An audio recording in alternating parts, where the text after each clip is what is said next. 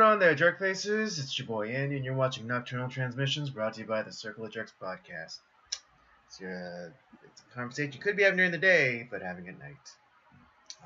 We're back with another week, another stream. Here to talk about the news, movies, all that good stuff. I'm excited for our new topics. I'm excited for the movie, although I didn't get to prepare as much as I'd like. But I did watch a movie literally very recently, so I'll be able to kind of give my 2 cents. Hopefully to the same level of quality. Co-piloting this thing with me is the homeboy Rob.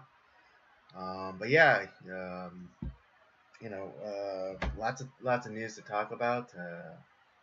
Surprisingly, a pretty packed news cycle, but not in terms of current events, yes, but nothing immediate like Ukraine or Russia, because even though that was supposed to be done with 2 or 3 weeks ago, the conflict still persists. I don't think Russia is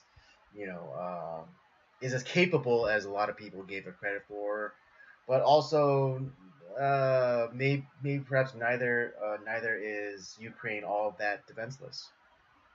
Yeah, well, and I'm really sad to see you don't have your Ukrainian flag on your social media account, or that you're not donning a Ukrainian flag in your bedroom. I mean, it's just so sad. Yeah, no, I mean, well, I'm a naturarian, so just for the sake of being different, I would have had like a Russian flag and 10 bottles of vodka behind me. Again, just because I'm a shit face like that. Yeah, well, I mean, of course it'd be USA, vodka's produced in the U.S., but who cares? It's I know, Russian. right? It has a Russian name, so therefore, that. We're pouring out all Smirnoff. It's like that's made in Russia. Yeah. Right, and somewhere in Washington D.C., you could hear Nancy Pelosi mourning, howling in sorrow over all that spilled vodka. Oh, Jesus. Yeah, I swear. Have you seen the latest videos where she's trying to talk? And I'm not, and it's not like she's having a hard. It's not as though. It's not as her usual adjusting her dentures kind of can't speak, but it's literally she's saying English words, but I literally don't understand her. She's almost as incomprehensible as Joe Biden. Almost, practically. I mean, isn't Nancy Pelosi older than Joe Biden? God, I mean, I think for sure she's in her 80s. She could be the Highlander for all I know. Yeah, definitely. I mean, not the Kurgan, but not the Kurgan though. There can only be one. There can be only one.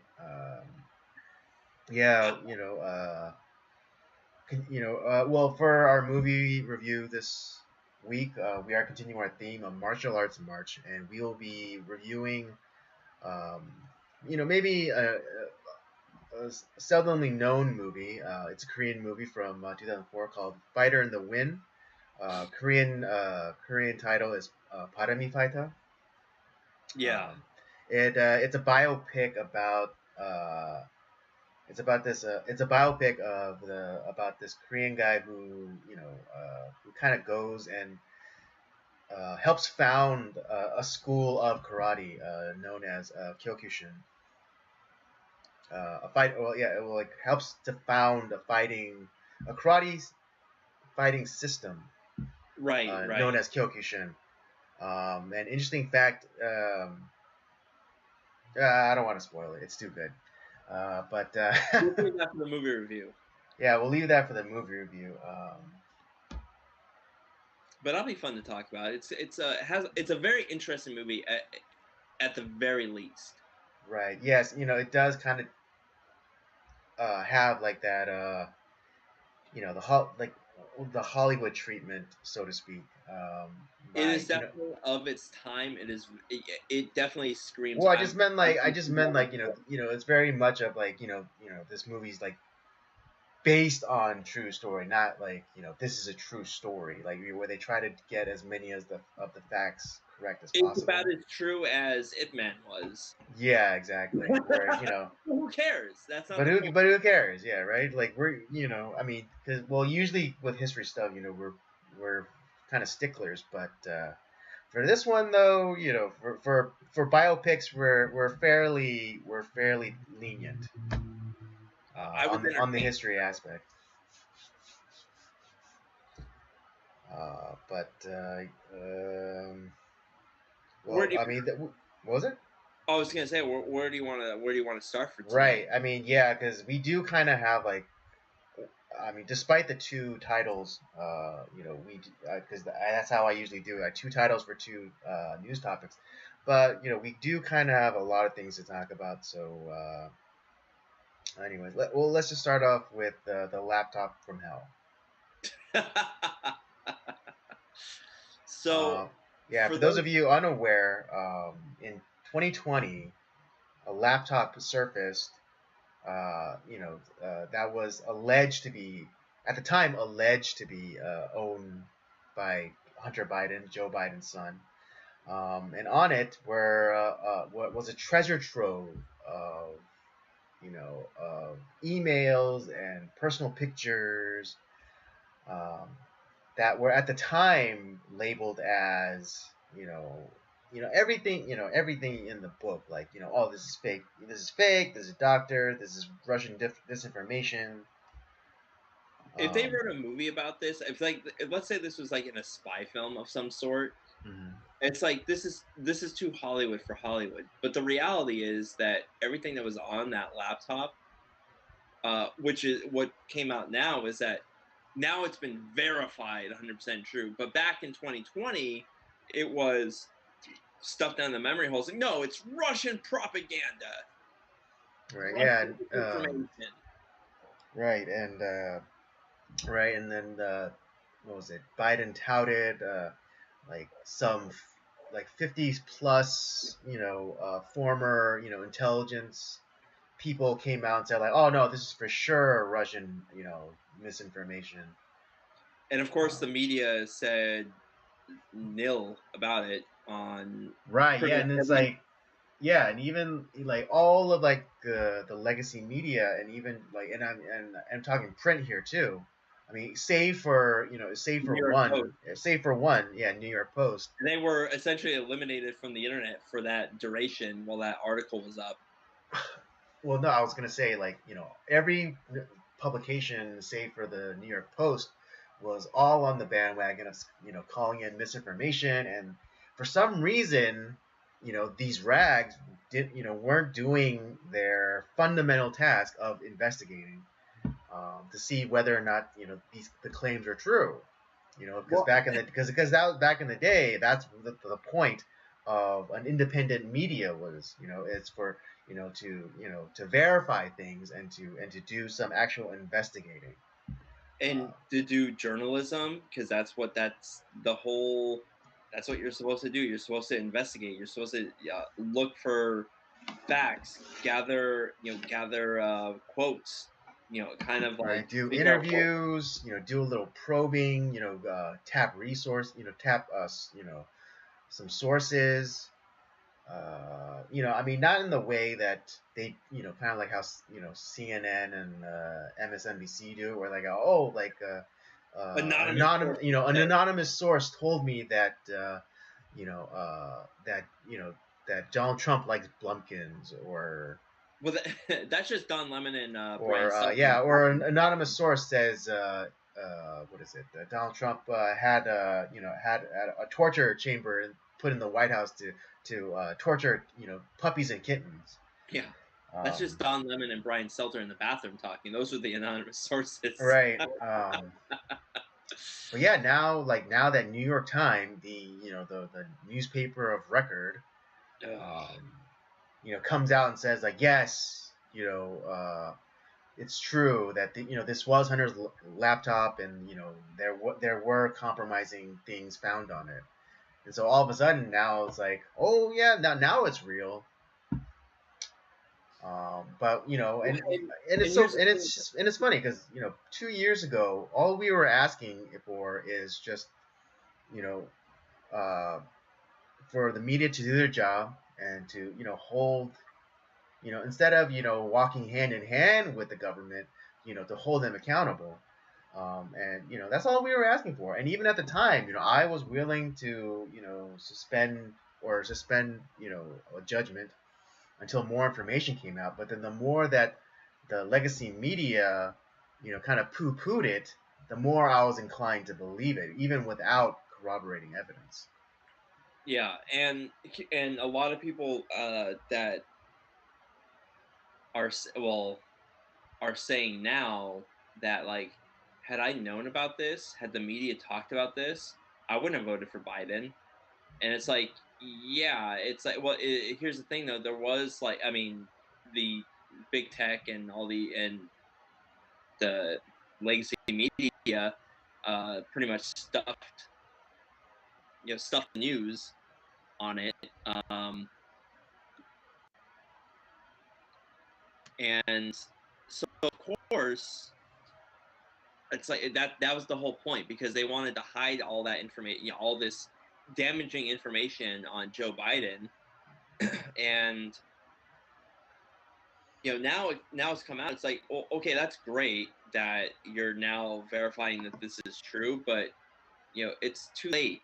Who cares at this point? It's like, it's kind of the damage is done already. It doesn't matter. It's kind of like, going back to there was a lot of belief back in, like, the late 40s that Lyndon Johnson stole his Senate seat in Texas, and come to find that finally in, like, the mid 90s, they was like, oh yeah, he actually did steal his Senate seat. There's all this evidence. It's like, well, that's great, because It's like, yeah, we fucking already know. yeah, it's like, And I mean, at that point, no one would be watching.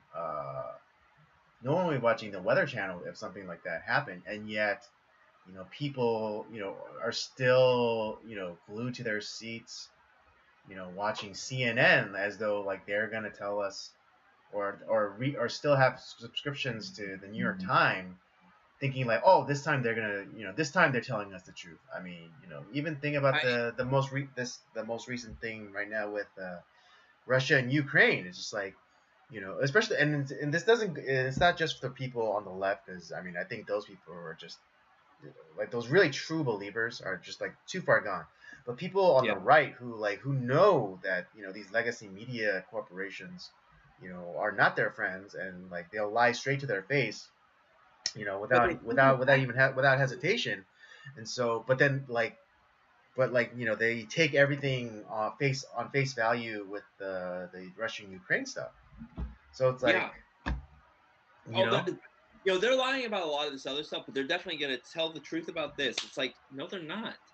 They're not. And was it? And honestly, and Dinesh D'Souza talks about this too. It's like, even if when they are telling the truth, don't don't trust them. They're not like, they may, like, tell the truth eventually, but it's like, what are they lying about? What are they hiding? What are they lying about? And it's like, okay, yeah, they're telling the truth on one thing, but they've lied about like 99 out of the other 100 things. So why would you trust them? Right, yeah, it's the boy who cried wolf stuff. So it's like, it's that's what abusers do.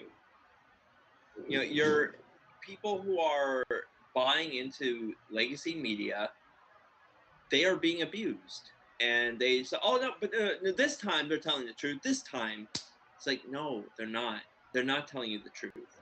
And hell, they're not even doing journalism half the time. It's all this, like, quote unquote analysis, which means it's essentially is like, we're just making shit up.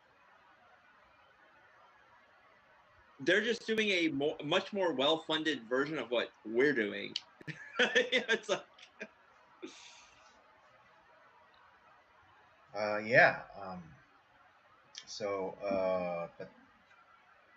but So yeah, I mean, like just uh, what you mentioned, how like people, yeah, like they literally put out a poll. They did like a survey or something, and they asked like, oh, if you had known about the Hunter Biden laptop thing, and or would would that have affected your vote? And I forget, like it was like a really high number. It was Um, a significant number, yeah, yeah. and it was of Democrat voters. It wasn't like Republican voters, because like yeah, or like conservative people, like because we already know, but like of Democrat voters, it was a very high, like It close, was like like 15, 20% almost. yes, maybe like yeah, even up to like the other range, like to like a low 30%, somewhere within that range. But yeah, like that many people like didn't know about this thing, because they only get their news uh, from one source, and I mean, Well, and you know, here's the thing, and what makes it so significant too is this isn't just like Hunter Biden on his own, kind of utilize, kind of like making sneaky deals or whatever. No, this is not what that is. Hunter Biden uh, is he, as unlike Joe Biden saying it's like, oh, Hunter's the smartest guy I know. It's like he's yeah, not, for the one. guy It's that not, it's smoked not just Parmesan Hunter. cheese. Yeah, it's not just Hunter. Hunter's an idiot. He's a drug addict. He has made a mess of his entire life. But I think it's like Joe Biden's brother is involved in this, Right. and Yeah. there's always these references to the big guy. Well, the big guy is Joe Biden, big guy Biden, and there's all. Of course, he knows what's going on, and of course, he's orchestrated many of these deals. We have video evidence of him talking about what's going on in Ukraine. They had a prosecutor there. It's a very corrupt country, but they had a prosecutor there that was looking into like what this energy company was Burisma, and like what the hell they were doing. Why is Hunter Biden involved?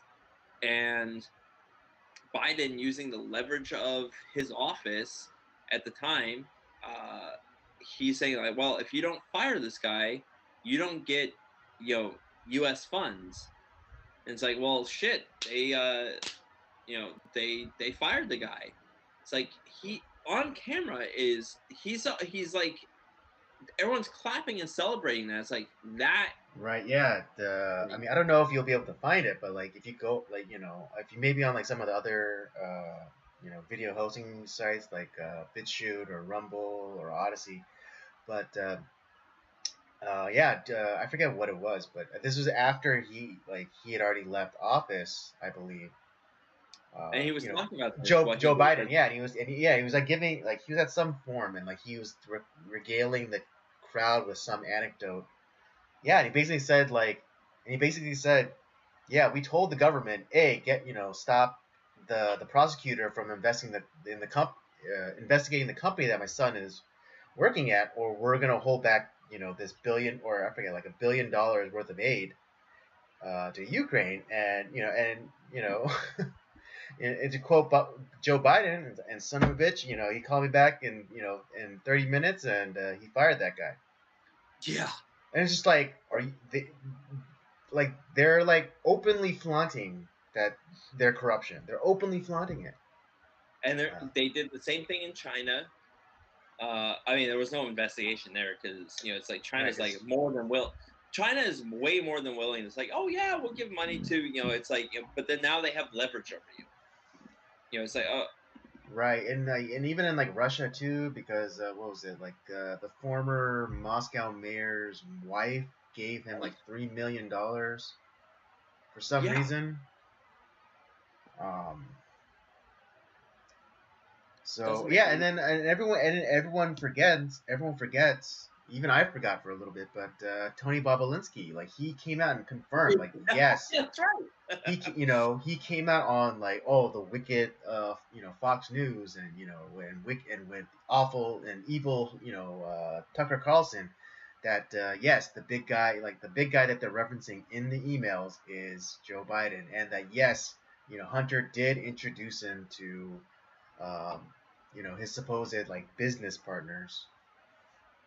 And yeah, and he did, the Bidens did use their position to enrich themselves. Yep, absolutely. Right, and everyone's like, now everyone's like, kind of like, shocked and aghast, like, my word, when people were saying, calling this shit out 2 years I ago. never. Yeah, I never. It's like, I never, my word. It's like that old bit from Dave Chappelle where, it's like, when the only way people, white people find out about the, police brutality was like when it came, when it came out finally in the in Newsweek. It's like, honey, did you Yeah, hear? He's like, did you hear? The Negroes are being beaten like hotcakes. yeah, that's right. So again, it's like, there's people who are, who supposedly take up like the sacred duty of informing people. Don't inform people. I think it's about time. I think it's high time that that we do away with such institutions. Yeah, And I mean, I'm kind of borrowing from the Declaration of Independence, but we provide for ourselves, new institutions. Uh, yeah. I mean, it's like the legacy media. It's completely broken. mhm. I don't see. It honestly just it needs to go away at this point. Right. Um, and I think, to me, honestly, I think there is going to come a time where that does happen, because I can't really name too many people in our generation that like sit and watch the legacy media. Um, whatever you doesn't matter what side of the aisle you're on, but like how many of our friends like sit religiously and watch like Fox News or CNN? I can't name any. Right. So Yeah. I mean, and I mean, I remember, way like early on, that people were asking me, oh, what do kind of like when they were starting to question the news too. And I was like, oh, like what are some of the sites that I go to, or that I check in on from time to time. I say, I tell them, I watch it all. I mean, not that I watch CNN all the time or whatever, because usually, if I'll hear about it regardless. right, Um, exactly. and I already know what their take is going to be. Like, so there's no real point in, and like 99% of the times, yeah, that like my kind of assumption about what their take is on the subject is usually correct. So Yeah, I don't necessarily have to like read the articles or watch Brian Stelter or whatever. good But yeah, God. I literally I watch as many sources as I can or I can find. There are some people, yeah, I go to for kind of and and yeah, they might have a bent or whatever, but But they don't. I know that they have it. I know Yeah, that they're they not have a biased at bent. all. And they will give me the facts of the situation, and then they'll give me their opinion. But like I at least then know the bare bones of the situation, and then I could make my own judgments or assessments or analysis, um, or take or I just take that person's or that news analyst analysis of the situation, and Yeah. I take it for what it is. But yeah, it's just like you can't take for granted anymore news.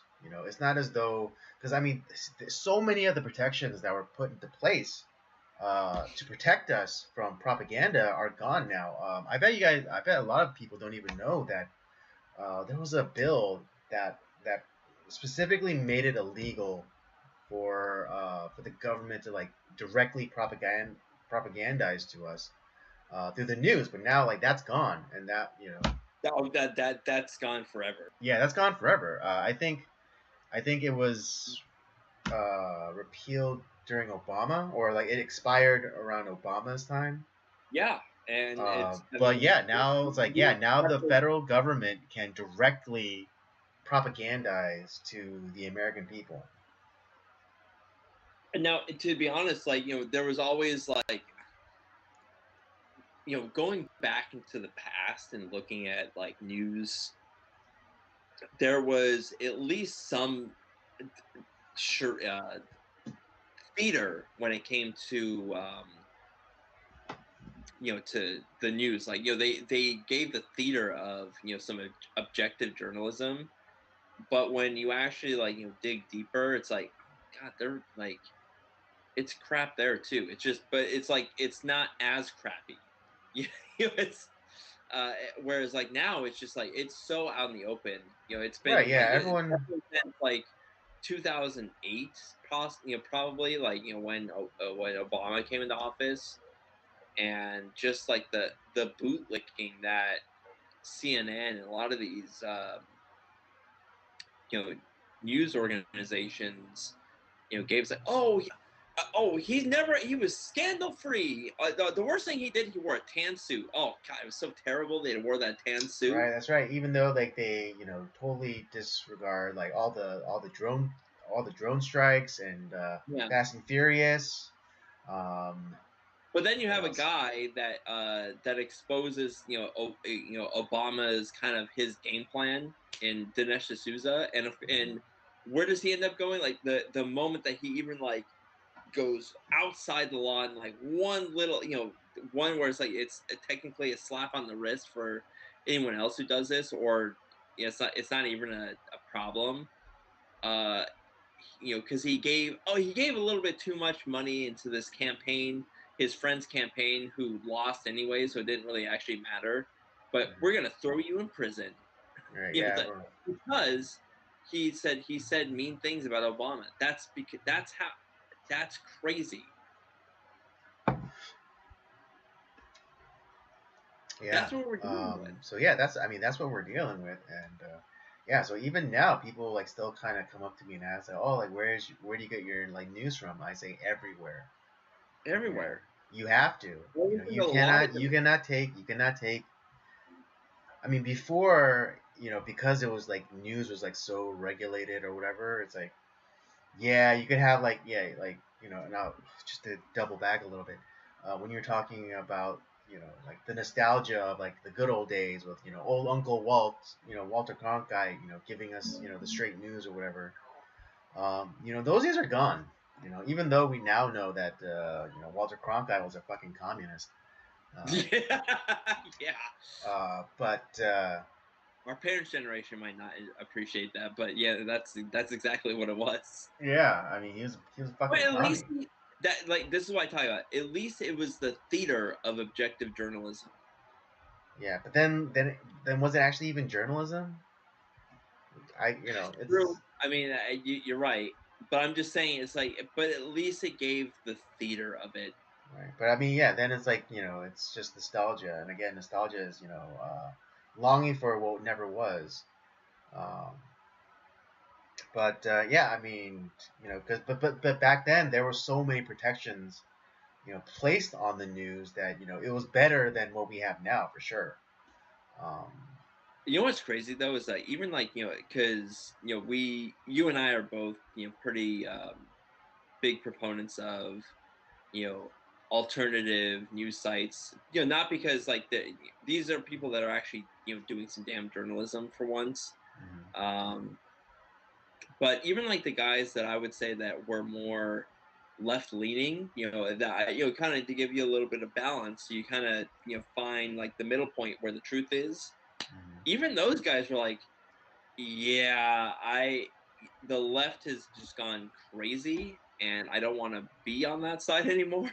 It's just like, and they've kind of gone like, or maybe they haven't moved, but everything else has just shifted so far over that they're like, I'm not on that side anymore. I don't believe Yeah, in I that. mean, it's like to the point now that like Bill Maher is coming out and calling out his own. What and like now A like guy his who I and do his not really clips support at all. and his clips are being played on Fox News as like being like moderate takes on things. And he even had like that sit down interview with Ben Shapiro.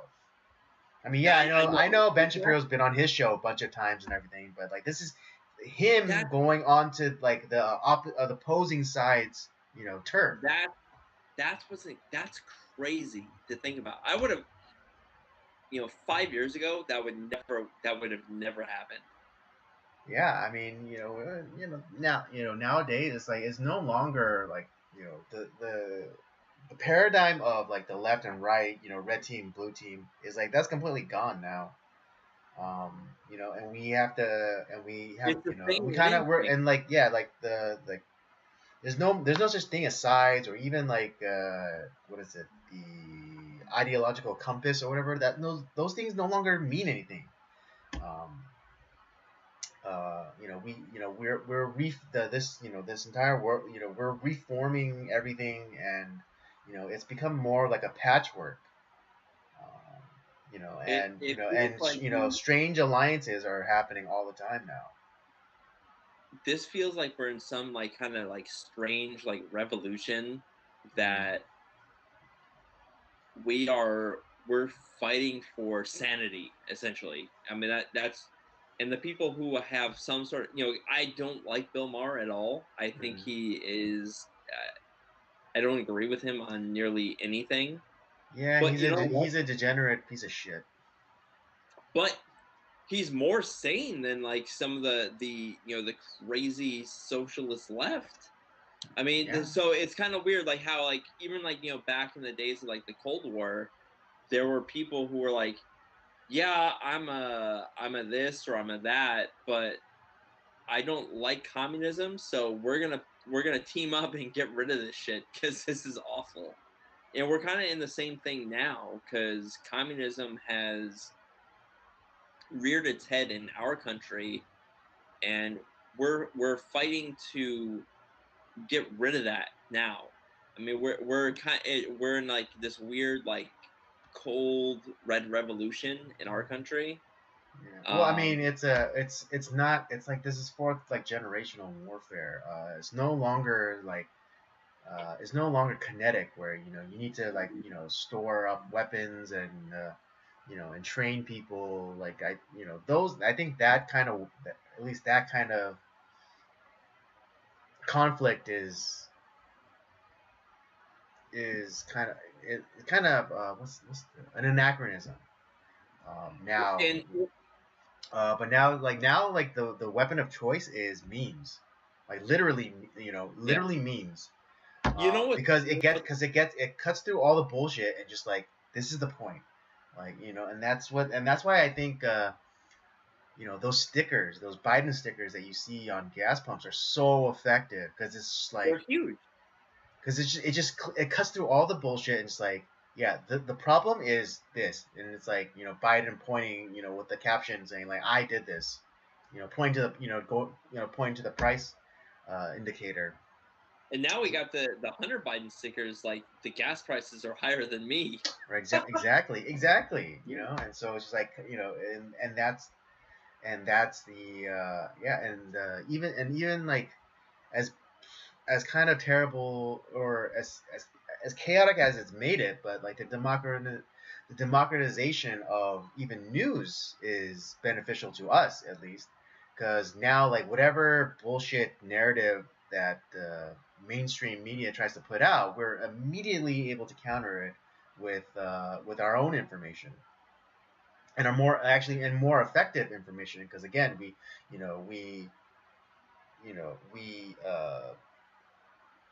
shape it, and we create that that cutting edge that's so necessary, and that's what the meme is. It's it's the straight razor, and it's like, and it cuts through all the bullshit and it's just like straight to the point. You know, I know you're not necessarily the way that we grew up is different. I became you were cultured through like a lot of like seeing stuff through like television and movies and whatnot. I read a lot of books as I was a Right. kid, I and was educated despite the programming of the. yeah, which is kind of funny. But anyways, this is not a knock on you, but like just something that I remember. One of my favorite series, or one of my favorite authors, was Orson Scott Card, and obviously his most famous book series was the Ender's Game series. And he did another series based off of character from the another character from that series, and kind of like he kind of split the series. So like the main character in Ender's Game was Ender, and he had his own adventures, but there was another character that was very popular that he went off in that direction, and while Ender went off into like space, into like these other planets, another character, Bean, who went back to Earth, and that was called the Ender Shadow series. And Bean went back to Earth and was dealing with a lot of this stuff. And what we're seeing today is a lot of these like media wars, and like what is where like truth is being manipulated, and kind of like the media is not exactly like it is not being truthful. You have a lot of these like the United States is not like really, it's losing its power, and other China especially is becoming the large superpower, and the this whole idea of this like, oh, we need this global world, no more borders, and we need to have just like one person lead everything, and like be kind of the the be all end all, and it's like it's a Supreme disaster. leader. Yeah, and it's a disaster, and he predicted all of this shit, and yeah, that's exactly what we're dealing with like our media. Like we can doesn't matter like what you watch on legacy media, it's not trustworthy. Occasionally they stumble into some like some actual journalism, or they decide to finally tell the truth for once after like lying for months or years. But then it's like, well, what are they lying about now? That we're what conspiracy theory is going to be like, oh well, that's actually the truth, but now it's something, and then it just keeps going and going. Like they start telling the truth, but it's like it's too late. It's like, who cares? Like the truth is, it's irrelevant now. And like what are you hiding now that is relevant at this moment that you don't want shown?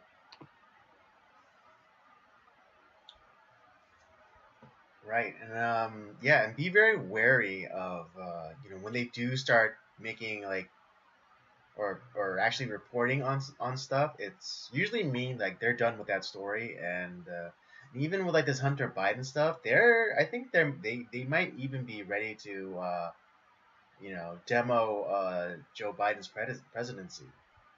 I wouldn't put it past them. I guarantee he's not coming back in 2024. I think Well, they're going no, to try to like put somebody else. yeah, no, because I think I will because since all of this stuff is coming out about his son and the laptop and things like that, they might even be ready to demo him, after the midterms, because all the predictions are saying that there's gonna be a massive red wave. Probably both houses get taken over.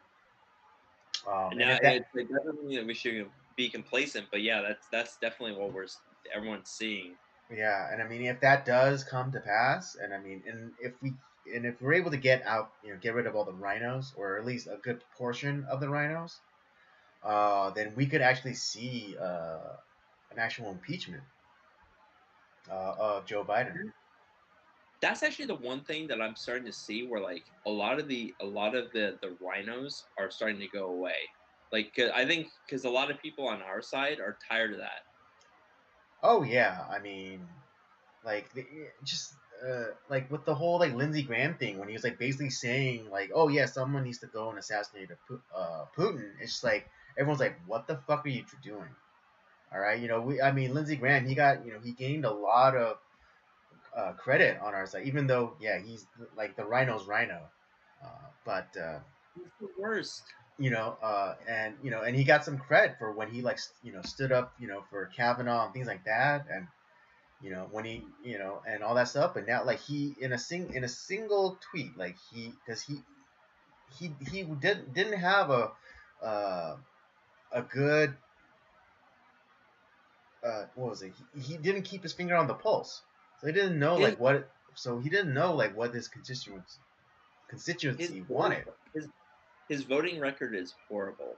Well, yeah, and I mean, there's like video of him like before like before the revolution in Ukraine, 2014. There's video of him and like Obama and McCain in Ukraine. Yep. So I mean, like, yeah, so like, no one, like, maybe Lindsey Graham's got some like shady dealings that went through Ukraine. Maybe some money laundering or like a slush fund or something. But so it doesn't. So it makes sense why he was like saying like, oh yeah, like we need to, Putin needs to be assassinated, and we need to help the Ukraine and things like that. It's like, it's like.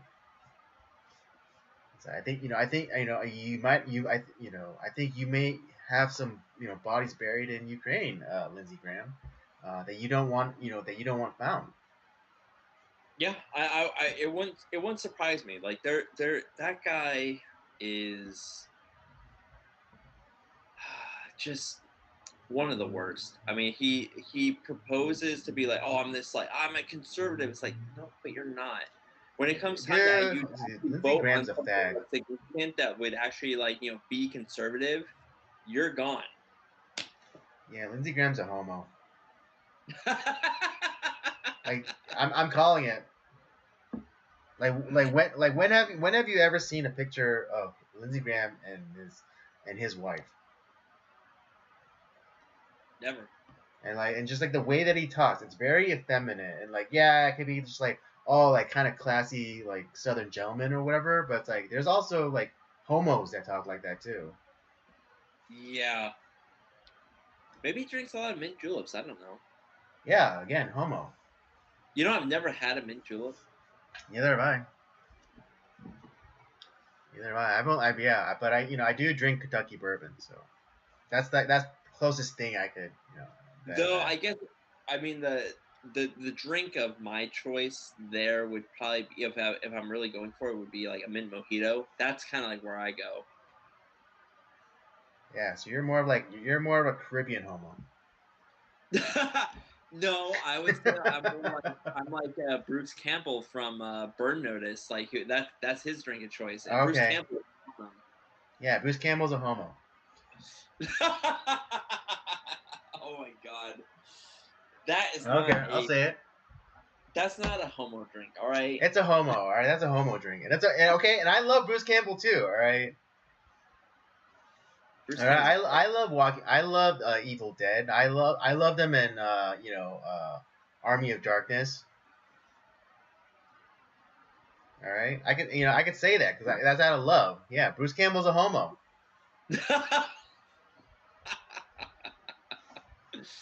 Jesus Christ, Andy! Oh my god. Yeah, I love that dude, but he's a homo.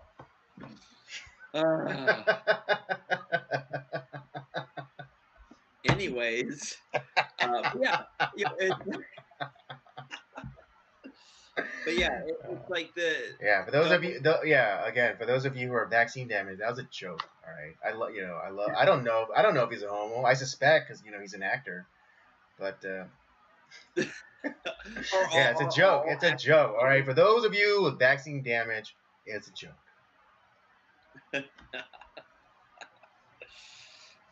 God, we're gonna get all like the Sam Raimi, Bruce Campbell fans like pissed off at us because of you. I know.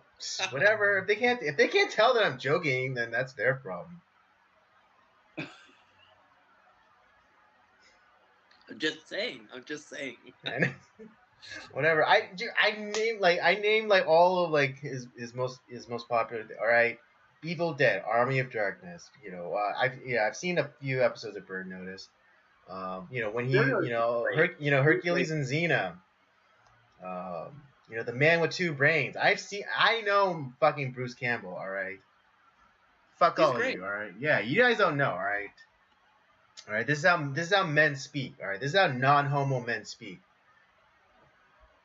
But all right, I roasted my cousin who just had a baby. All right, I literally went into her hospital room, and she was like all disheveled, like hooked up to IVs and shit. And I said, it's like you couldn't put on some lipstick for us. Yeah, that is you. All right, yeah, that's me. That's just who I am.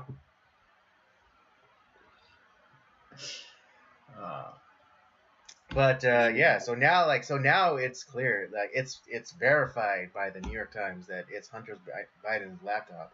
So yeah, just be on the lookout for a lot of be on the lookout for a lot of like Biden criticism, not even like Biden hate, but just like kind of first level criticism from the news, that in the coming months. Yeah, welcome to the party, pal. Exactly. Too late. Exactly. Well, okay, just really quickly, we're gonna just really quickly touch on this because it's like I don't know that much about it, but it's Joe Biden adjacent. But his recent nominee for the Supreme Court to fill Justice Breyer's position, I always forget how to pronounce this bitch's name. Ketanji Jackson Brown or something like that. Yeah, is it? Or Ketanji Brown Jackson or something. Is it Ketanji or? I forget what the fuck her name is. And to be honest, I don't really care. Ketanji Brown Jackson. Yeah, but that's. And can we stop with like the people with the three fucking names, Ruth Bader Ginsburg, Amy Coney Barrett. Well, I mean, it's just. I mean, usually it's just because of the women, because they. I think when they get married, they just switch their maiden names to their middle names, and so. I don't. Or they do like the hyphenation crap, but yeah, I understand your point. Can we stop? You're not that important. I mean, okay? again, yeah. I mean, I'm not saying like again. You're Ketanji Jackson. Yeah, I'm not. That's it. But Ruth Ginsburg. That's because Ginsburg is her married name. But yeah, like I mean, not again. I'm not like stumping for these guys, but I mean, like Bill Barr. Like you know him as Bill Barr, not like Bill, like his middle name Barr. Or again, like Lindsey Graham, or Donald Trump. Like you don't know him as Donald John Trump. It's just. Yeah, because they're not pretentious idiots. Yeah, but her again the diversity hires of diversity hires. The Senate confirmation hearings have started, and a lot of interesting things started coming to the surface about her, or alleged things. One surprising thing is she hasn't been an appellate judge for very long. Like maybe like less than a year. And yeah, I understand because Amy Coney Barrett hadn't been an appellate judge or whatever for very long either. But she hasn't even written anything.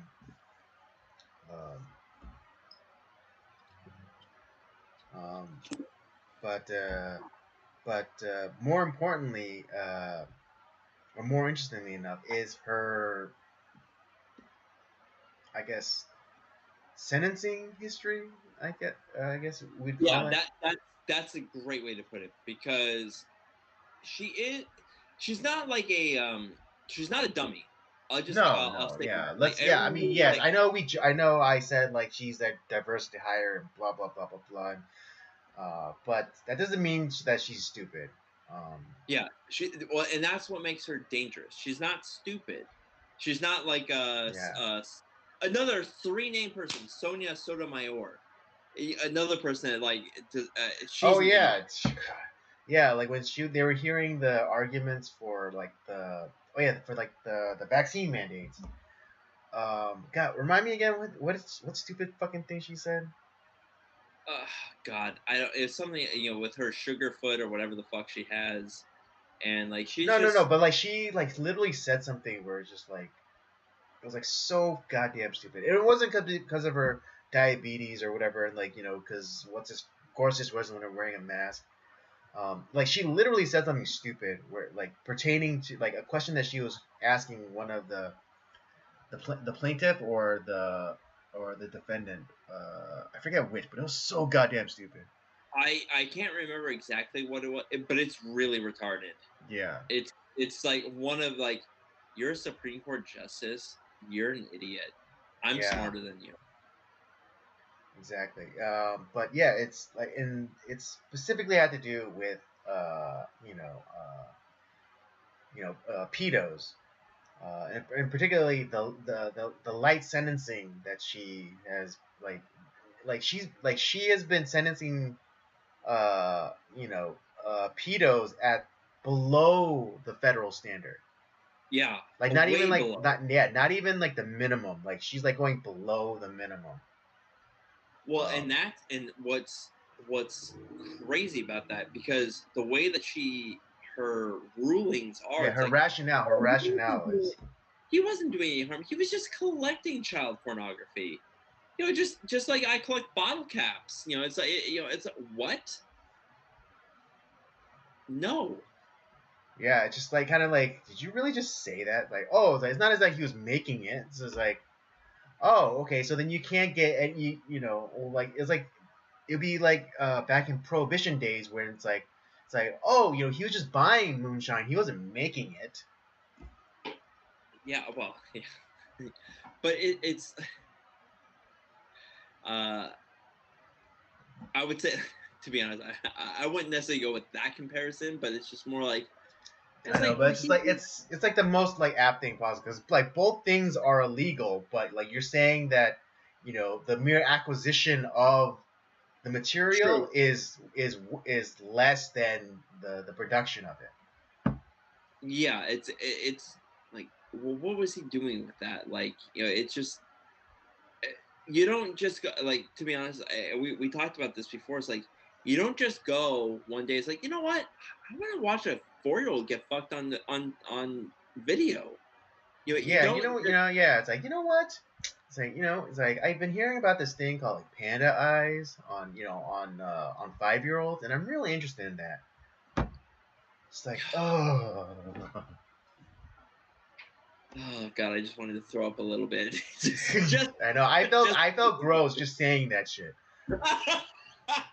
All right, and this is me you're talking about. I make fun of I postpartum women. All right, I make fun of postpartum women. Yeah, so it just but yeah, Right. that it's like, you don't just go from that, like, and maybe like according to our the media, it's like, oh, we should celebrate this pedophile that hasn't actually fucked any kids. He should be celebrated. He is using self-control. He's awesome. It's like, oh, and this person is just collecting child pornography. He's not fucking any kids. He's not doing anybody any harm. Bullshit. No, these people are gross, and there's gonna come a time where that's not gonna be enough.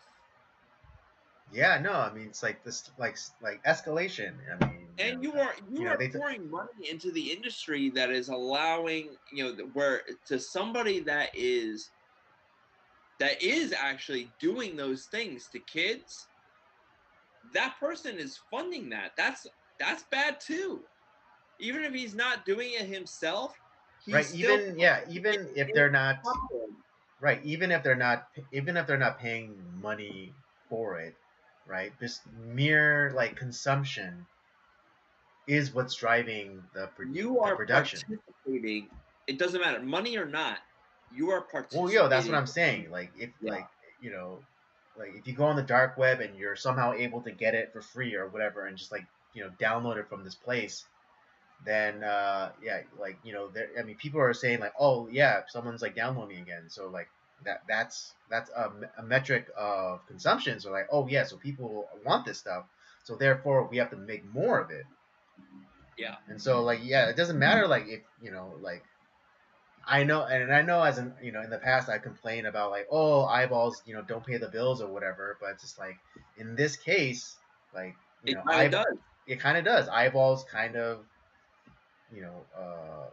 eyeballs kind of incentivize the more creation of this garbage. And these are the type of people that should have a shotgun blast size hole where their cock used to be. Or a millstone around their neck, but either or. I'm just trying to be more, I'm just trying to live more biblically and just going by the prescription that Jesus gives us. So so I'm trying to be a good Christian. Well, in both scenarios, they're both dead. Yes. But yeah, it's just like it's just it's all biblical. Woe to you who call evil good and good evil. And try to normalize this crap. It's like, oh well, and like she said, like, oh well, back the law when it was written at a time when people had to get it through the mail. It's like, so it was like slower and harder to get, as opposed to now, like you just go on a website and you can get kid porn. It's like, what the fuck are you even talking about right now? Yeah, and that's where like, because I was thinking like, oh, because initially I was like, okay, whatever, we have like this diversity hire.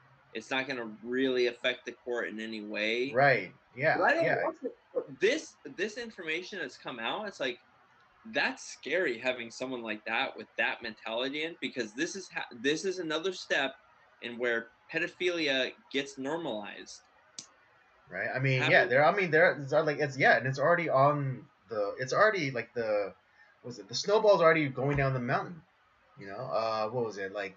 When Salon writes that piece, highlighting that guy's like, oh, I never acted on my urges though. It's like, oh, you're so stunning and brave. Yeah. Or like they changed. Again, the left is really good at wordplay, and so like they changed like from pedophile to map. Which just which again just sands down the corners of it, and they and maps is minor attracted person. Who knew that Dora the Explorer like celebrated pedophiles? Yeah. Right.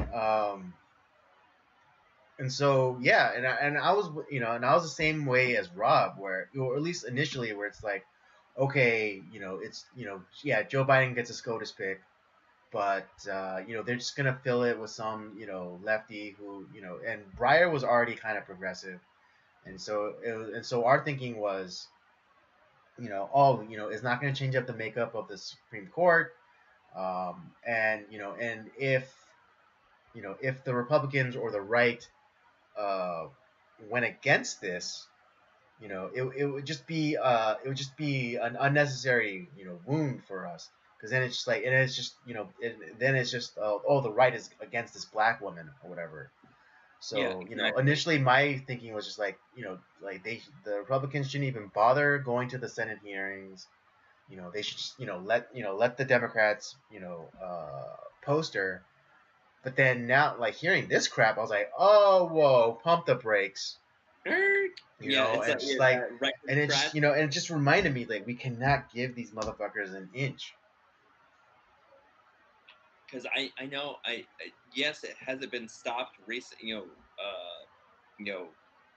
right now, sure, but like there's gonna come a time where these bastards pack the court. It's gonna happen, and they're gonna pack them with people like that. Mm-hmm.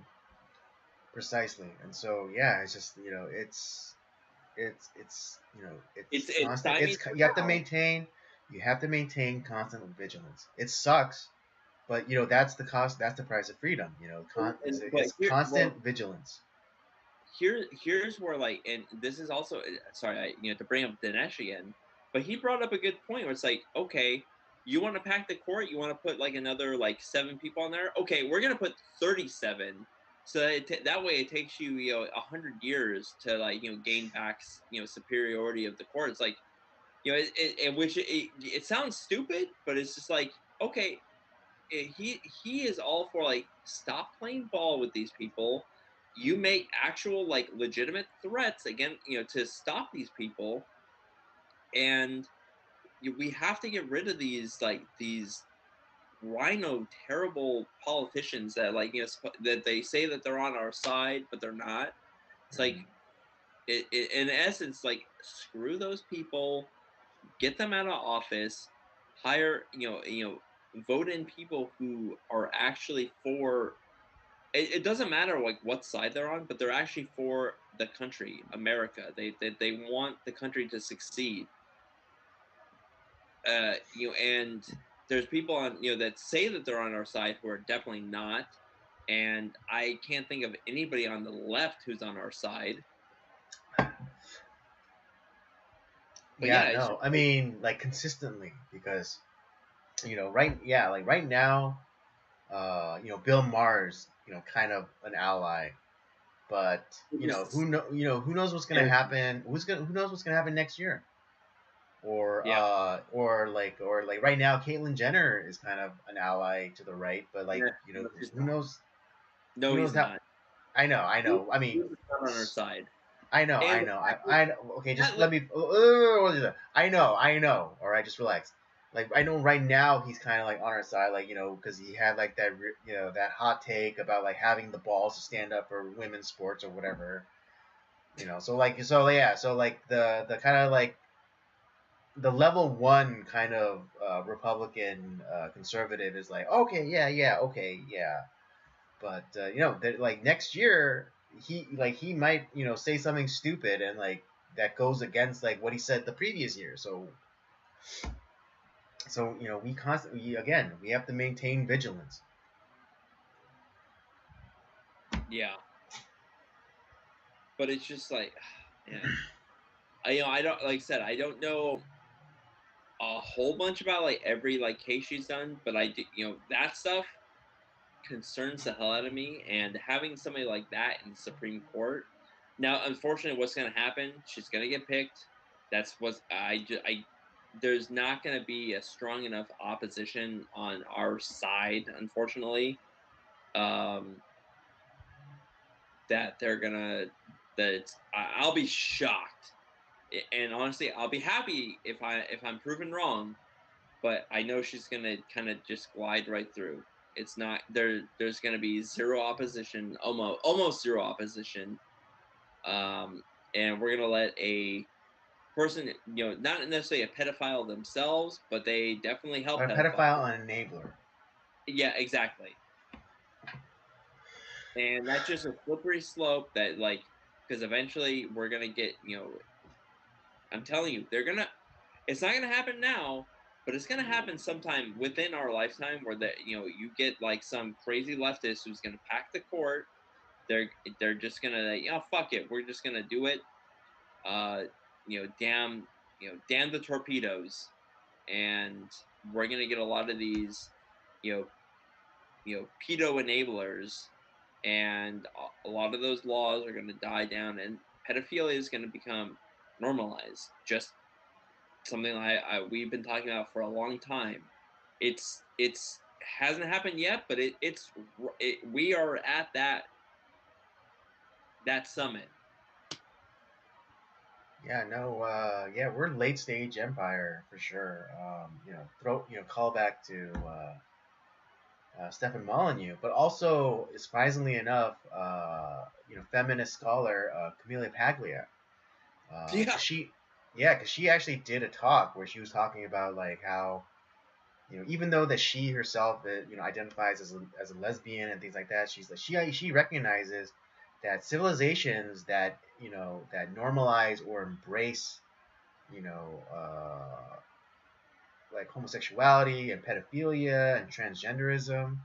That's the last thing that's the thing that tips over, uh, that tips the scales essentially. And Now, then you just go into downfall of an empire. yeah. And she's noted like in every civil in like it's without exception like every powerful empire in the history of the world has followed the same route. Um, and so yeah, I mean again like talk about your weird kind of alliances, but like when I can agree with or when I have find common ground with Feminist a lesbian. feminist a lesbian feminist scholar, then Oh, that's then yeah, and no, yeah, so then like the whole paradigm of the left right red team blue team is over. it's over. Yeah, and another thing like for all you homos out there, who work so fucking hard to disassociate yourself from pedophiles, you guys should be the ones to be speaking out about this even more than anybody. All right, because like the whole thing was like, oh, you can't, we have to stomp the gay out of people, or we can't let homos be teachers, or they'll go after our children. And it's in like the in the early 90s, or in the late 80s early 90s, the homos were trying so hard to disassociate themselves from that notion. But now it's just like it's come full circle where it's like now it's like, oh no, we have to embrace the pedophiles. And I'm not even mad that like people are like lesbian or gay or bisexual or whatever. And I'm not even mad that they're married, that they can get married. But the problem is that like Civil union, you mean civil union? civil union. It's not actually it's Yeah, it's not actual marriage.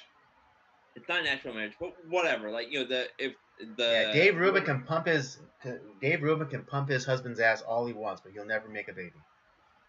Well, that's right. But but the idea that what we have now and why people is like, oh, if we allow this, it's just going to lead to this. And it's like, oh, you guys are crazy right-wing crazy Christians. And it's like, no, this is what's going to happen, and damned if it didn't. This is this crazy this absolute crazy thing that's happening, where like we're getting to the point where pedophilia is going to be a sexual identity. Yeah. Oh, I'm sorry. I'm attracted to minors. It's okay. Yeah, homos. All right, you hear that, homos? Bruce Campbell, get on this. All right, get your homos together. Get your homos together and fight this. Speak out against this.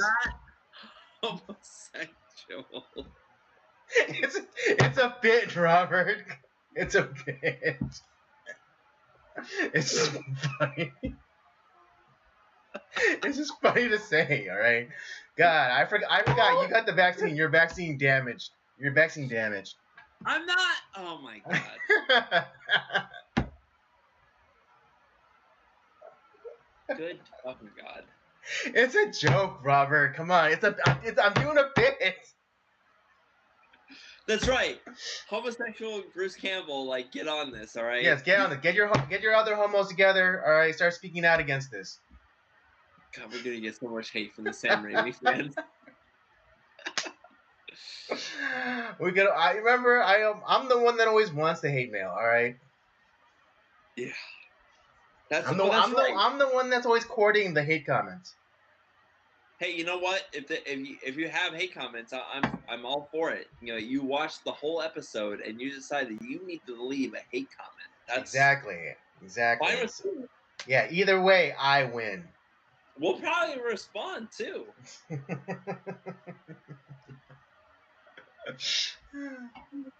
And very indelicate transition. I don't like that indignant, handicapped Asian guy on the show. Yeah, but I mean, if we ever did get big, then YouTube can never censor us, because then I could just claim all sorts of victimhood statuses. That is true. Yeah, I'm a minority, and I'm disabled. And whatever, I can pretend to be retarded. And just say you're gay. Yeah, and I identify as a black lesbian. Who are you to tell me that? All right, my beautiful female penis is beautiful. And just say that your pronouns are they them. No, my pronouns would be nigger faggot. Jesus Christ. Oh. Yeah, I'm trying to go hard, dude. I'm trying. To demonetized already. Huh? No, whatever. If we ever get monetized, this episode is demonetized already. Whatever. They can never, because I'm a beautiful black lesbian.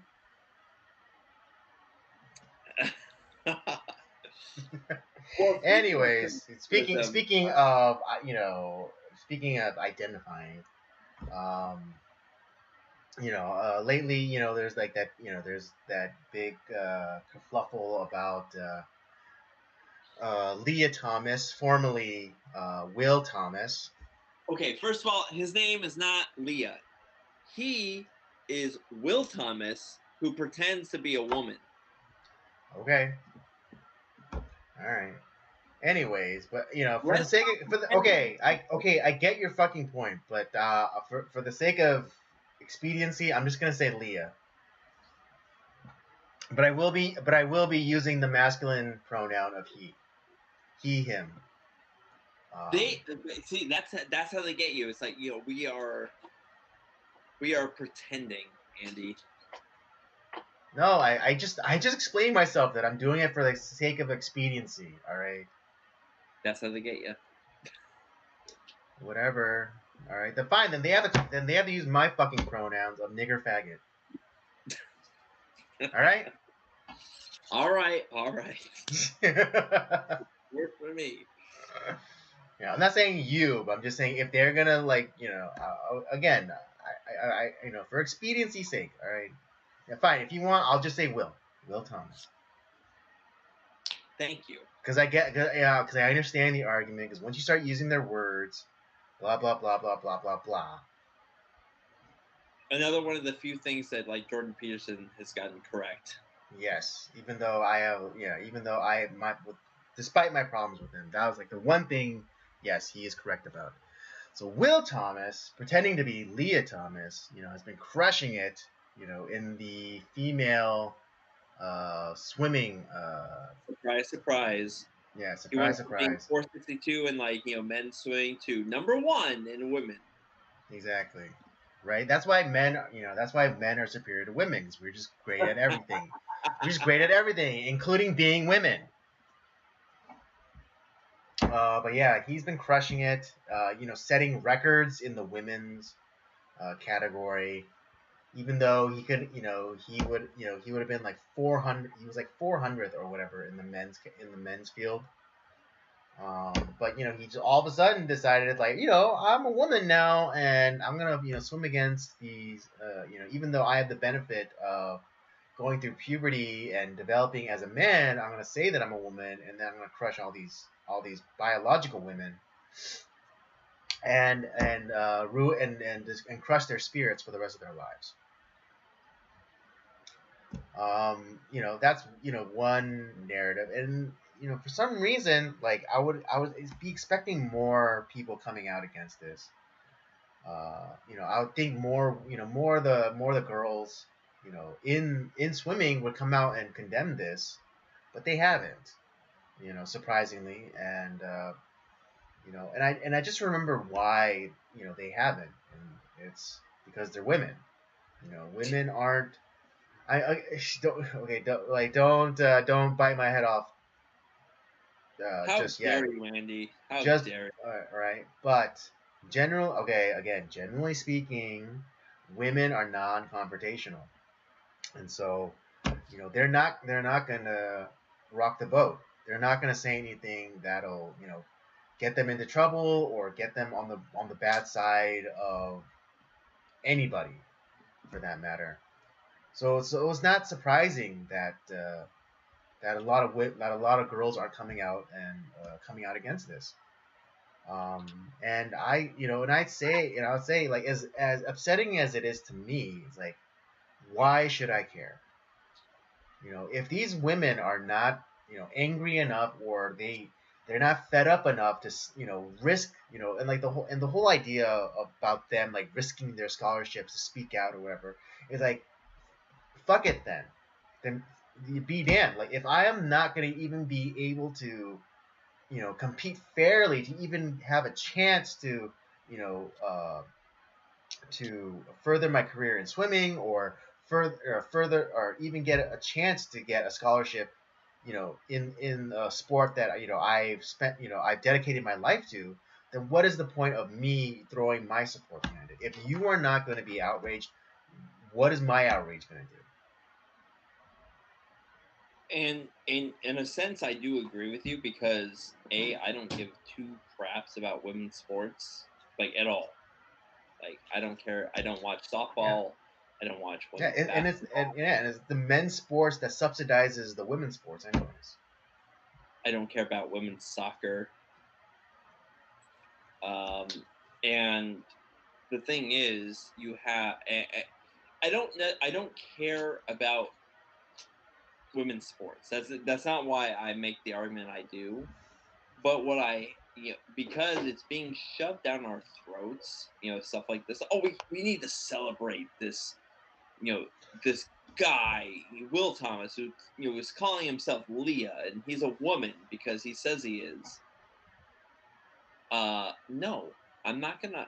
The reason why I object is because I'm not gonna celebrate a lie. I'm not gonna celebrate a guy who, what Gavin McInnes would call a mentally ill gay person.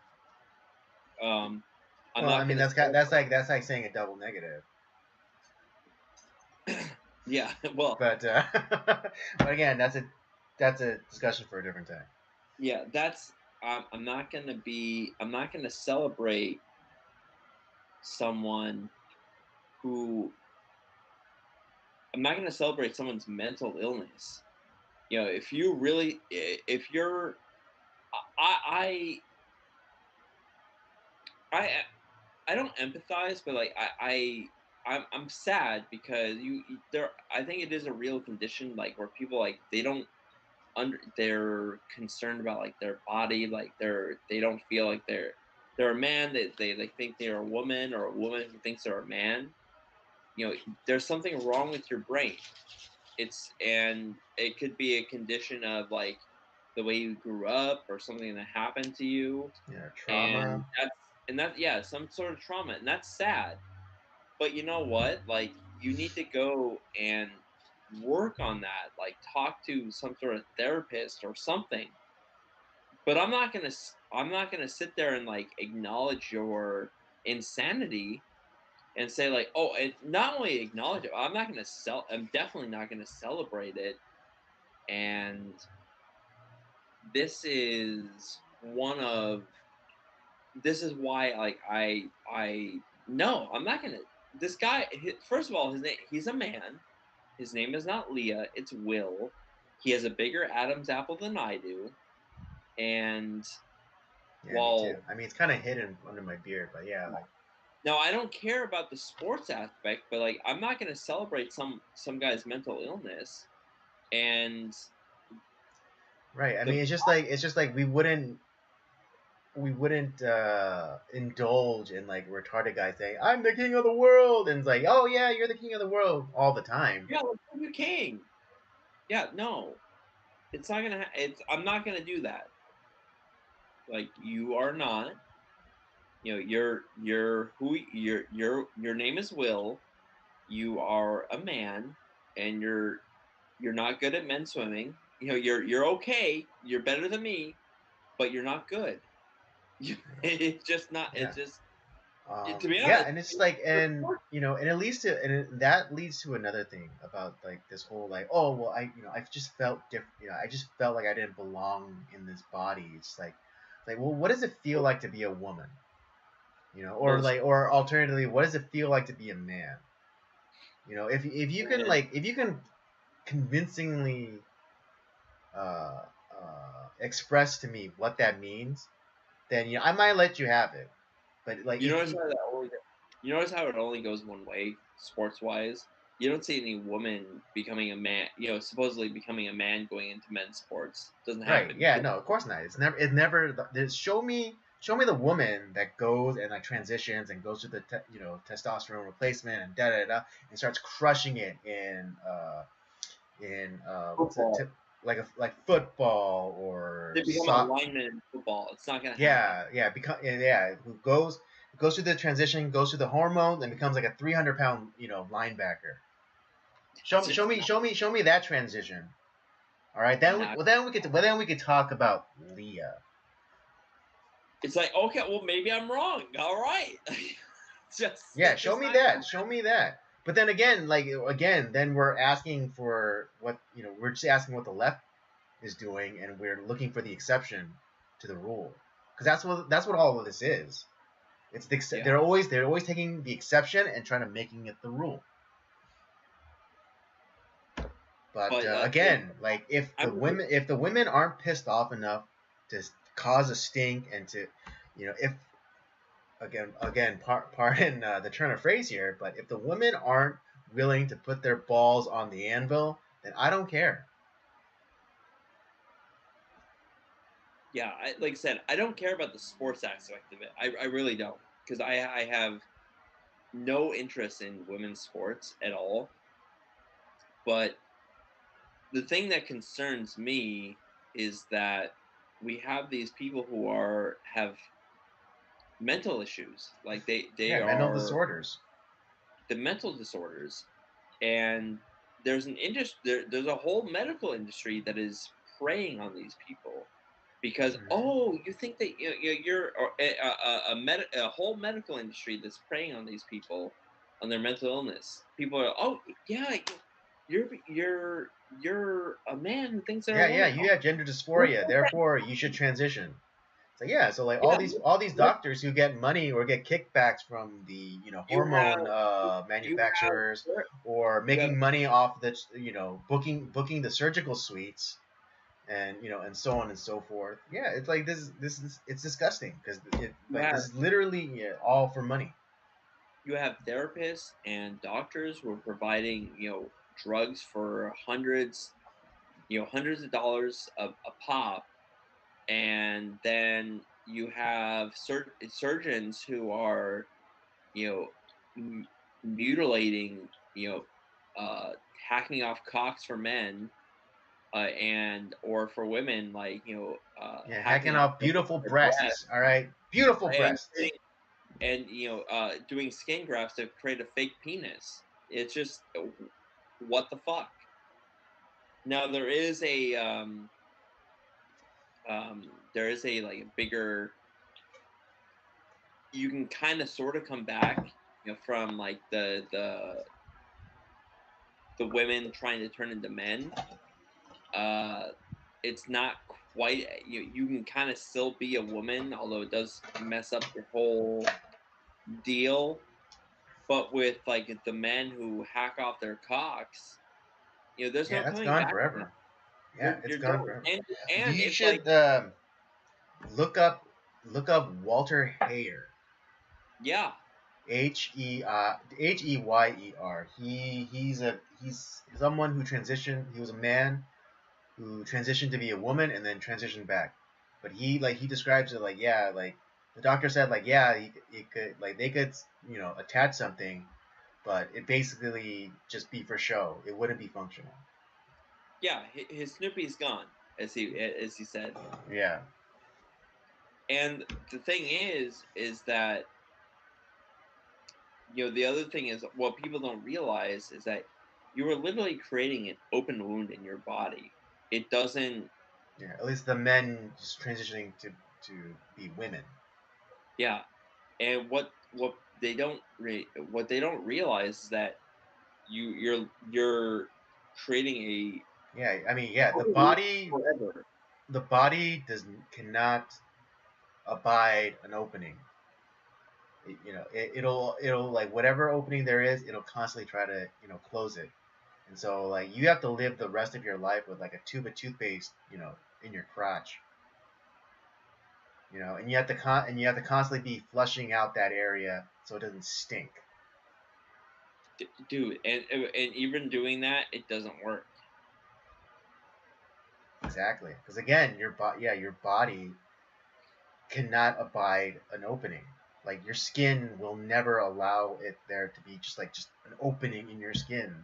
Like it'll try to close itself up. Yeah, But gross. yeah, but then so yeah, coming back to the main point that I wanted to address was if our society is at a very precarious point, and if these women will not, I will throw my weight out, for whatever it's worth. I will throw my weight. I'll throw my voice behind these women, of course, all the time, every time. But if they are themselves are not, willing, again, they're not willing to put their balls on the anvil, then why should I? Exactly. It's the same people, like, all the people that, come up against the leftist mob. They come up to the guillotine and they're not willing to stand up for themselves. Why should we stand up for them? Exactly. Although there is a bit of there was a great clip. I don't know if you saw, but there's this prominent anti-feminist from England. I think she goes by the name of Parker Posey. But Uh, she was actually in the stands. I think that NCAA meet, um, and she had this exchange with this fucking white knight, uh, this white knight guy, um, and the exchange was pretty good because Parker Posey gives the perfect linguistic headshot for the entire argument, because she was like saying how it was disgusting that this man was allowed to compete against these women, and immediately the guy, or like not immediately, but eventually he went to the point of, oh well, are you a biologist? You know, and then Parker Posey gives the perfect linguistic headshot, and that is, and what she retorts, it's like I'm not. It's like, no, I'm not a veterinarian, but I know the difference between I can tell what a dog is. yeah. So it's like boom, because everyone because they'll always the what's that thing appeal to authority. It's like, oh well, are Yeah. you a biologist? Well, are you a psychologist? Or are you an expert? And it's Doesn't just like matter. it doesn't matter. It's like obvious things are obvious. And it's obvious that Will is a man. The dude has a bigger Adam's apple than I do. Yeah, and he still has a pouch. Yep. Yeah. I mean, Yeah, he does. not that I was looking very hard, but like you see photos of him, and it's like that's fucking obvious. He still has it. And that's with pool shrinkage. Exactly. But yeah, just like that, perfect. And then I saw another clip where Parker Posey and this other woman were having an exchange with a trans woman, so a man, outside the woman's bathroom, and it was basically like you don't have the right to be in the same place as my daughter. It's like yeah, because this person had kids, so he fathered kids, but he says like, oh well, I'm a mother too, and then it's like motherfucker, you are not a mother, all right. But like yeah, it's just like Parker Posey, she was making the point um, that like you don't like fine, if you want to go use the rest facilities or whatever, you can, but that doesn't mean you have the right to access to my daughter, in the facility. Yeah. And so yeah, I'll try to find it and send it to you, but yeah, it was great, because it's like we're like the more and more we kind of tacitly accept it, and and understand your opposition to using like the fake names or whatever. Um, Yeah, it's just like I'm not gonna I'm not gonna give in to their paranoia.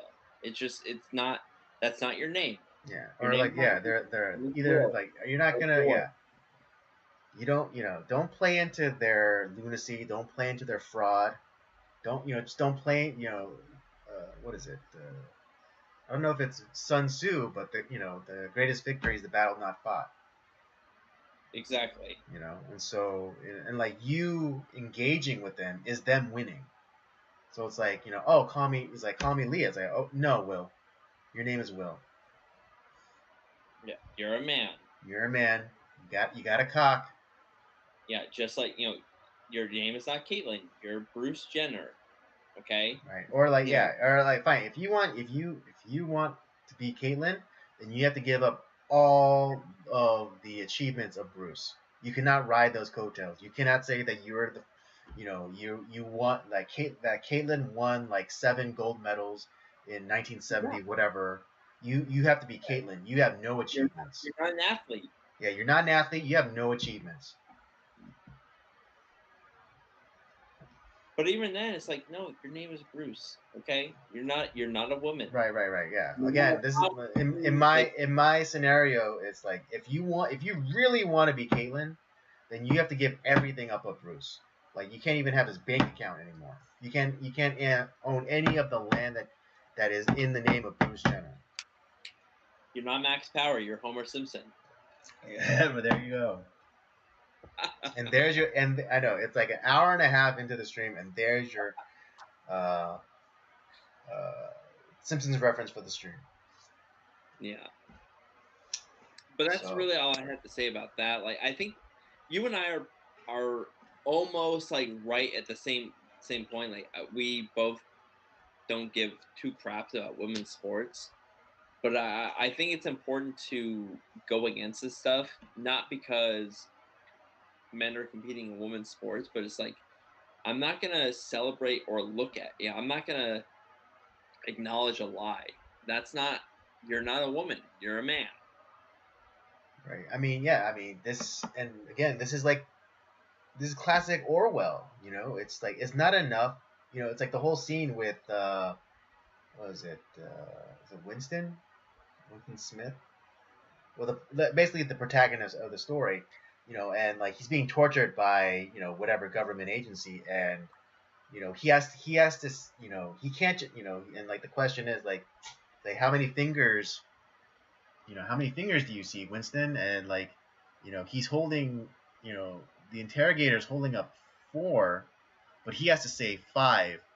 But it isn't enough just to say that he sees 5. He has to believe. He has to believe he sees 5. And so this is the same thing. It's like we're shown Will Thomas, but we have to say Leah Thomas. Yeah, that's the problem I have. Right. Yeah. Okay. So yeah, and I totally get that. And I mean, just imagine what if I started to identify as someone with all 10 fingers. And like anyone who treated me differently, I could like get them like canceled. I could get them thrown into prison or whatever. Yeah, like because like if where you were saying like, oh, I have normal hands, and like everyone else is like they're the ones that are abnormal. Like that's no, I'm sorry, Andy, that's not the truth.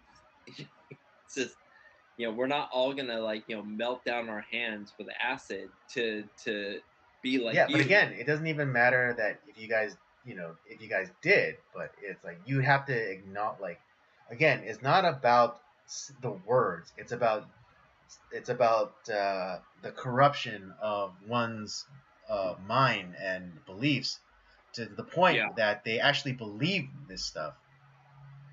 Um, and so, that like, that yeah, and so that's the point. That's the point I'm making. Like, if I was to go and say like, oh, I have regular hands, and if someone like made said anything or made allusions to anything contrary to that, then I like throw a huge fit. It's like, oh, how dare you? It's like, how dare you think I'm crippled? And then imagine me like going to any Asian food restaurant, and they and this actually happened to me as a child. But like the waiters would come and ask, if I would prefer a fork. And so it's like, Right. and what if, and then imagine if I went, even though, now I'm perfectly proficient at chopsticks. But imagine like if I went now to an Asian food restaurant and like they said, "Oh, would you like a fork?" It's like, how dare you? All right, what? You think I'm crippled or something? You think I can't? You think my hands are, and then I got them fired, because I wrote like a God, bad. it would be insufferable. It would Like be being it would be insufferable, right? Exactly, it'd be insufferable. So like why so why should we why should we suffer these people who say like, oh, I'm Leah Thomas, or I'm a man now, when clearly your titties are bigger than mine. Yeah, I completely, I'm 100% in agreement with you in a lot of ways. I don't care about women's sports. I never will. But at the same time, I'm not going to buy into mental illness. As I want people to be treated for their mental illness to get better. I'm not going to buy. I'm not going to give in to their delusions. Exactly, that's what it is. Don't give in to the delusions.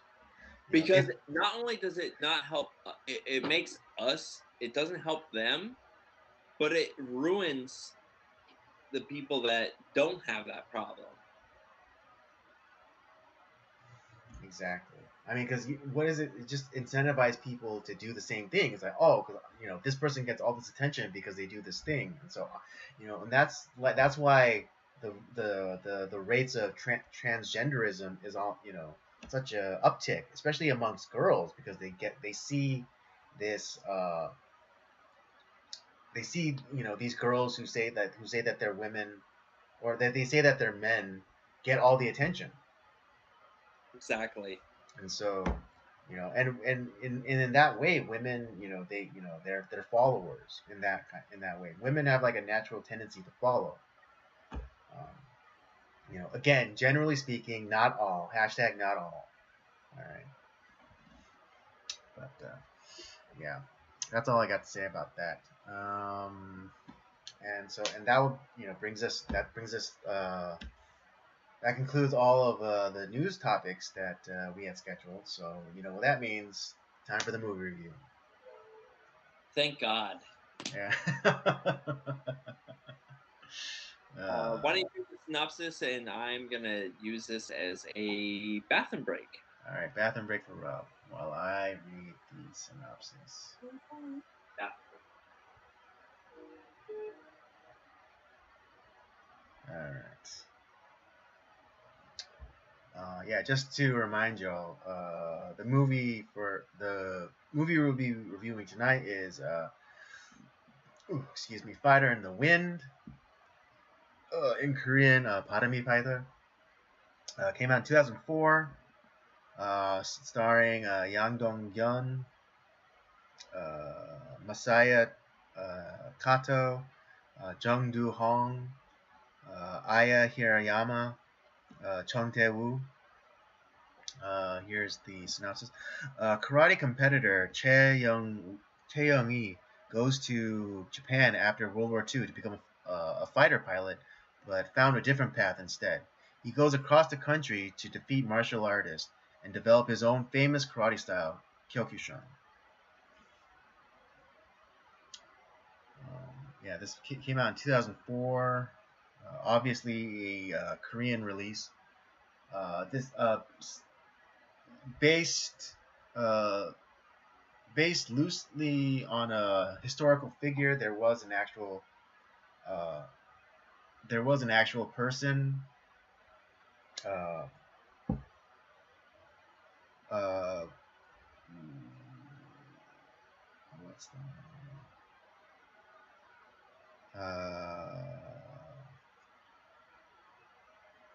wait, hold on.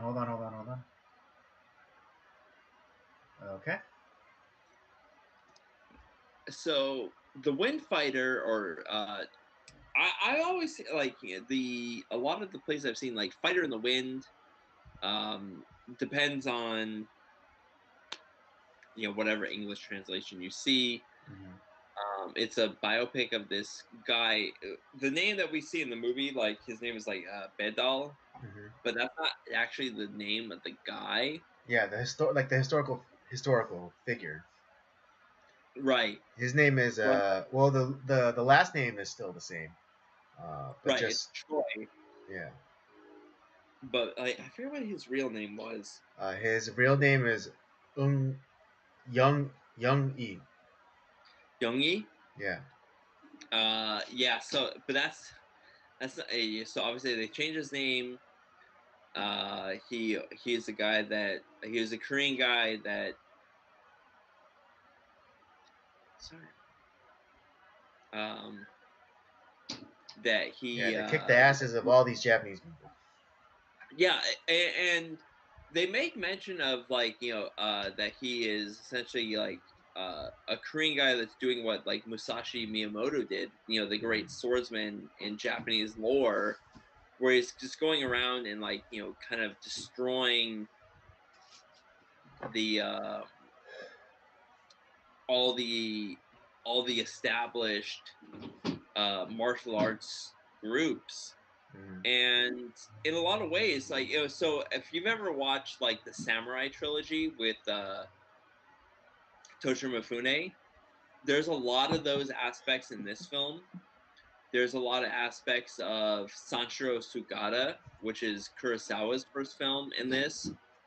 I'm trying to think like what other film plays a big part. We kind of talked about it a little bit at the beginning, but like there's a lot of uh, this film came before Ip Man, but there's a lot of like there a lot of those Ip Man took a lot of inspiration probably off of this film. I guarantee they did. Mm. This guy Right, yeah, doing because the like because what was it, Master Jin and Ip Man going around and challenging all the different schools. yeah, and yeah, exactly. That's exactly what was going on. Hmm. So that was something that I noticed during this movie, and this movie is very like that early 2000s. It's very Yeah, the there are certain techniques and certain editing choices that definitely like date this movie for sure. I am so glad that like these filming the cinematography that Hmm. all this was left in like the early 2000s. I'm glad it's not happening today. Hmm. And this is not like unique to like the Wind Fighter. I've actually watched like quite a few early 2000s films, Hmm. and they have the same problem. Like I just watched like Man on Fire again, and as much as I love that movie, the cinematography is so infuriating. It just it's not good. It's so bad. Yeah, I mean, there's a lot of experimental stuff going on, like especially trying to like communicate like the surreal, um, and that definitely comes through in like a lot of the early aught movies. And not to fault like what was happening in Korea, but of course they're taking a lot of like inspiration off of like American films, which are doing well, and so they're trying to do the same thing. Hmm. And yeah, Yeah, I it's mean, become now that I think about it, like your like slight criticism of it, like that was in also another early aught Korean movie, tae yeah. That's that's the problem with that one too. I actually did watch that film, kind of like the because we had talked about it. I was like, what, I'm gonna watch this movie again, and I'm like, oh god, it's good, but it's also like so frustrating at the same time, just like this movie was. Mm. And it's mainly like the cinematography that like that bothers me. Hmm. I don't really necessarily care too much. Like, a lot of these like martial art films don't necessarily have like the best stories, Hmm. but and like they're not necessarily ones that are like more of like the historic um biopics. Like Hmm. they're very loosely based on real history. Right. I don't care about that so much, but like I I was just man, that early 2000s cinematography, like there's very few films from that era that like really last. Because like I go back to like Man on Fire. I love that movie. The dialogue and the characters are awesome, Hmm. but it's almost it's like disorienting. That's the problem I had with it, and that's the problem I had with the Wind Fighter. It's disorienting in a lot of ways. Yeah, I mean, like, yeah, it's probably. Yeah, I wonder if they, when it was in theaters, I wonder if they all, gave you a complimentary, motion sick bag. Uh, Yeah.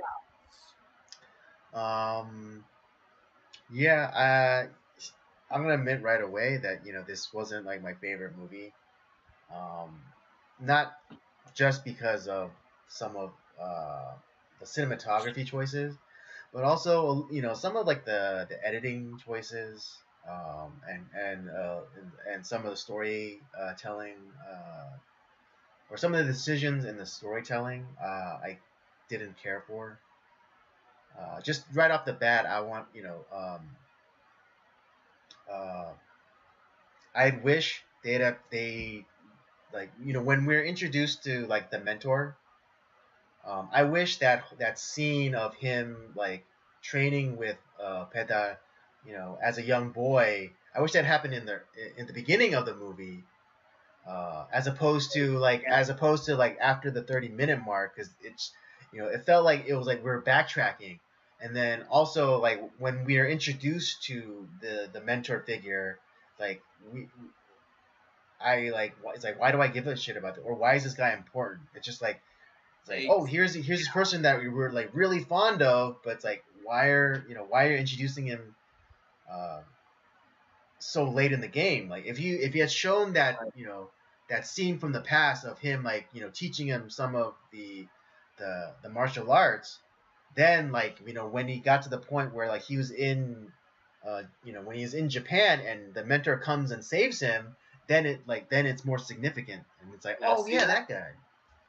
that's where like Ip Man did it a lot better than this film Right. because it's not like we were like in like destitution, like where like Ip Man is kind of like suffering like with his like wife and stuff, and then we go back to the good times. It's Hmm. like, well, I would have wished we would have had that at the beginning of the film, so like we see like this progression as him as a character. Mhm. Right, and then it could Um, also have been like a nice little. It would have been good too, because like, oh, so because like the first scene that we see the character of Pedal in is he's in a boxing match, and so well, and even and that, then like so like so see, but let me finish my thought here. Um, if we saw him training, like in martial arts, it's like, oh, so it's not so weird for us to see him like in a boxing ring, because he's maybe he's he learned boxing because there was no one left to like teach him karate or whatever, but like he's still continuing like his training, which could then lead also inform him in the creation of his fighting system later on in the movie. yeah, this is a movie that feels very disjointed. And that's the problem I have with the movie. Hmm. Whereas like we get like right from the beginning we see him with like in his like with the long hair.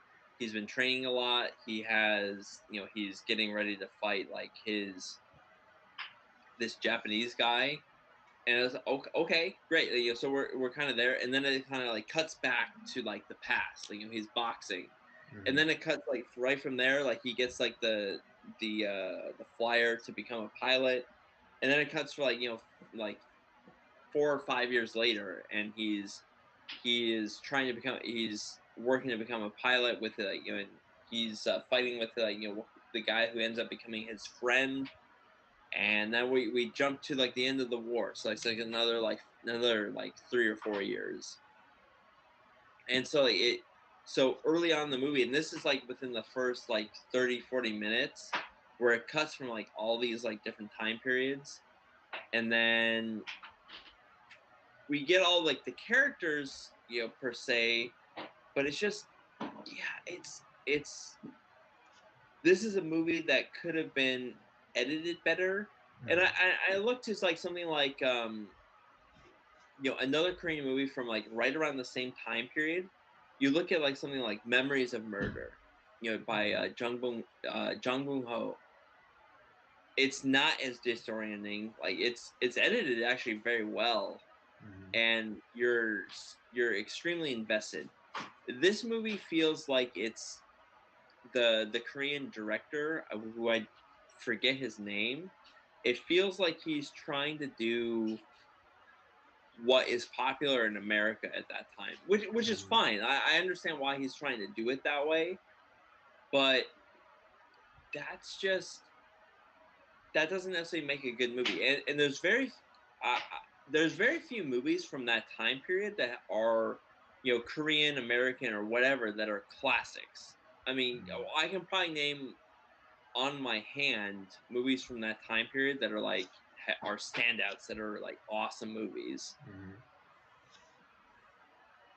And that's the one thing that really bothers me about this film. It just feels very disorienting. Like, don't get me wrong, the fight scenes are good. I was invested. I like the movie. Overall, I like the movie. But man, this is just. I feel like this is a movie that is either ripe for a remake, or like there's just so many, just a couple tweaks here and there could make this movie so much better. Right. Well, I mean, for you, probably a remake would be preferable as opposed to a re-edit. Just so you can get, so we can get some of those early edit or cinematography tropes out of there. I'd go with the re-edit. That'd be great too. Okay. Yeah, because I mean, I think with a little bit of re-editing, this could be like a really like good movie. Although I would maybe also want to do like better fight choreography, or just like different placement of the cameras to maximize the fight scenes. But ultimately, yeah. But like the fight scenes are really cool. I'll admit that, and it's really because I mean, especially now. I mean, we're so spoiled now with like these movies with like such like spectacular fight scenes. I mean, just like one like specific. I know you know which one I'm thinking about, but like my favorite one like recently, like from a Marvel movie, in Captain America: Winter Soldier, that fight scene between Cap and the Winter Soldier is just so like kinetic or so frenetic, and it's just like and it's like it's very satisfying. And even in like John Wick too, the fight scenes are standouts, because is it like really showy and flashy? It's like no, because John Wick is like more of he's a killer, so he's gonna do moves that are efficient and like will try to end the fight quickly, but the choreography is still really spot on, and it's like. Well, and then we reviewed a movie from like 19 years before that is also like has some of the best fight choreography. Like we watched Police Story. Like That's right. The fight choreography of Police Story from like 1985 is way better than this movie. Yes. Agreed. And is it the best like story? No, I'm not expecting it to be the best story. But like just the fight scenes alone, don't get me wrong. The Wing Fighter has like the fight scenes are okay. I like it, but man, like maybe we're spoiled because we watch a lot of these like great Hong Kong films that the fight choreography is just like it is way above like what Korea was doing. I don't know about like nowadays, like because Korea's doing some good stuff. Yeah. Their drama. Yeah, Koreans have like their drama on lock for sure. It's so good. Like I mean, we've talked about Parasite, which did win Best Picture, is a Mhm. great movie. We've talked about like quite a few Korean movies, and the story wise are just amazing. Yeah, I mean, what was it last month when we did "You Are My Sunshine"? Dude, great drama. Perfectly like again, they Koreans have their dramas on lock. But their action movies are not, they're not there. Yeah, I would agree. And trust me, that hurts me a little bit. I would love to see a great Korean action film. Mhm. And Yeah, I this is mean, I want to say that I have seen like a good Korean action movie, but for some reason, it's not coming to mind. Oh wait, there might be. I remember seeing. I forget what it's called, but it was like it was like cop story. But it had a pretty good. It had pretty good fight scenes. I wish I could no, remember it. I'm not saying it's impossible. I'm just saying No, no, like no. Yeah. Of course. yeah, and this is a movie that I remember like because I watched this back in like 2003 or 4 whenever this Yeah, came out. 2004. Yeah, and I liked it. And I also was also very new to all those like type of films, Mm-hmm. back then. And Mm-hmm. I still have like a little bit of nostalgia to that. That's like, kind of like, yeah, I like this film. There's things that I like about it, but now that I have this like, greater experience with Yeah, a lot of these, you have a broader palette. yeah, it's just like it is it's not what it could be a lot better. Mm. That's all I'm saying. Yeah, that's a fair criticism. Because I think the characters are cool. I think the story is interesting. Mhm. But man, like I just want it to be less like 2004. And Yeah, it's copying off of all like the bad habits of that time period. right. I mean, yeah, it's well, yeah, but then also with like some of the like cinematography, specifically around the fight scenes. I wish they, took a page out of Jackie Chan's handbook where, like, they shot it for the fight scene. Um, Yeah, exactly. You know, but like I said, Jackie Chan and like the like Police Story and um 50 Shades of Grey, have kind of like they take the same playbook. We're gonna film around like this. Well, like 50 Shades of Grey was like they created or the story based they created the scenarios and then they filled out the story around it. exactly. That's what Jackie Chan did, Yeah, pretty and much. in a lot of ways, the story is still really good. Mm, But they were trying like, why is this character doing like, why are we having this like type of fight scene? Why are we having this type of action? Oh, well, this character is trying to do this, and that character is trying to do that, and we're gonna make that happen.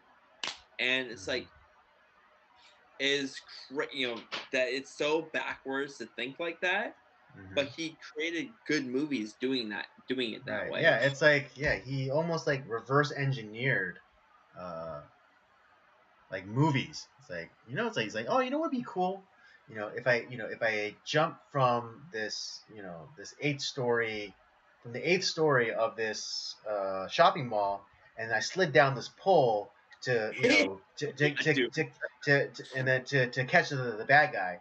And then boom, in Police Story, like we had that scene where the bad guy's getting away, and like in a desperate attempt, Jackie Chan's character jumps literally from the eighth story, uh, eighth level of a shopping mall down a pole, to catch up with the bad guy. yeah. Well, then we even have like 2 years later we have like Ip Man, or 4 years later actually 2008, Mm-hmm. uh, who also another like biopic, but like that movie never the fight scenes were amazing in Mm-hmm. that, and but at the same time you're also interested in the story. You want to You want to find out like what happens and like how he,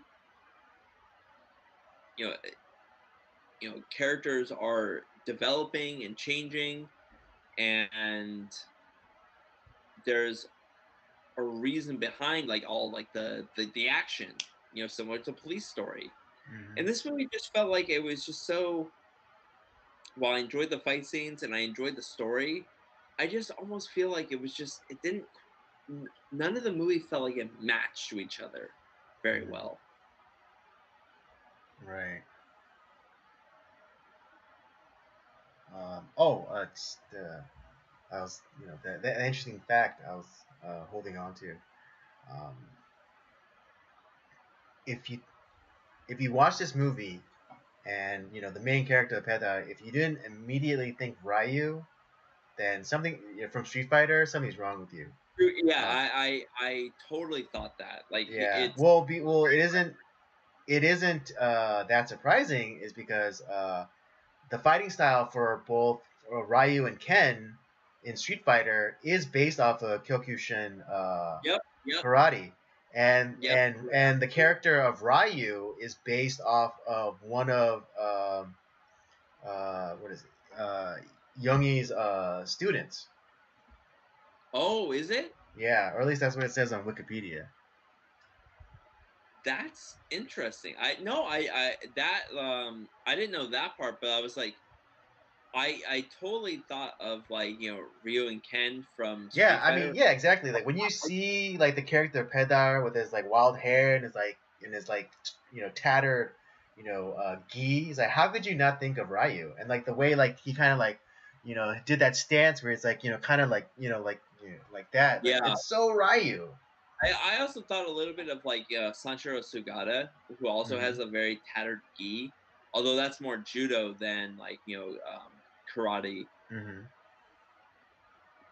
And then like I said, they always Musashi Miyamoto was constantly referenced in this movie. Hmm. And it just made me think of like the samurai trilogy, and even like the love story between like our main character and the lead female character, Hmm. Yoko. It's a lot like that where they they do love each other, but it's also and stuff happens between them, but it's also an unrequited love at the same time. Like they never like it doesn't feel like they're like officially together. It's not like a satisfying Right, um because being together. that's right. Yeah, because I know they did the deed, but um, yeah, And like that's there was that moment like after he killed that guy, like one of the like lieutenants or whatever for the main guy, in self defense, like they kind of like yeah, they kind of separated. Um, yeah, and that's a lot like where the samurai trilogy is a lot like that in a lot of ways.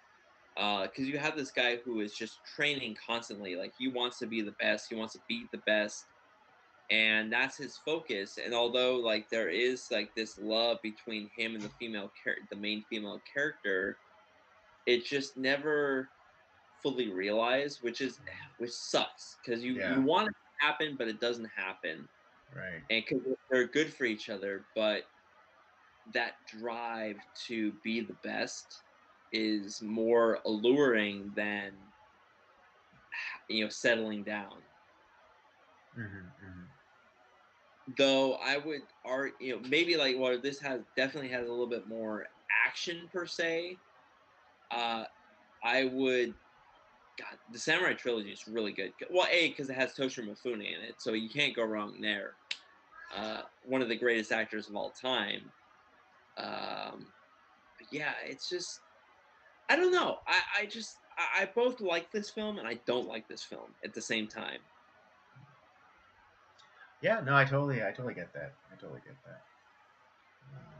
And unfortunately, there's just really not a lot. You know how I am. I like to find like little information about like how the movie came to be, what they were Hmm. thinking about, like was there problems during the production, stuff like that.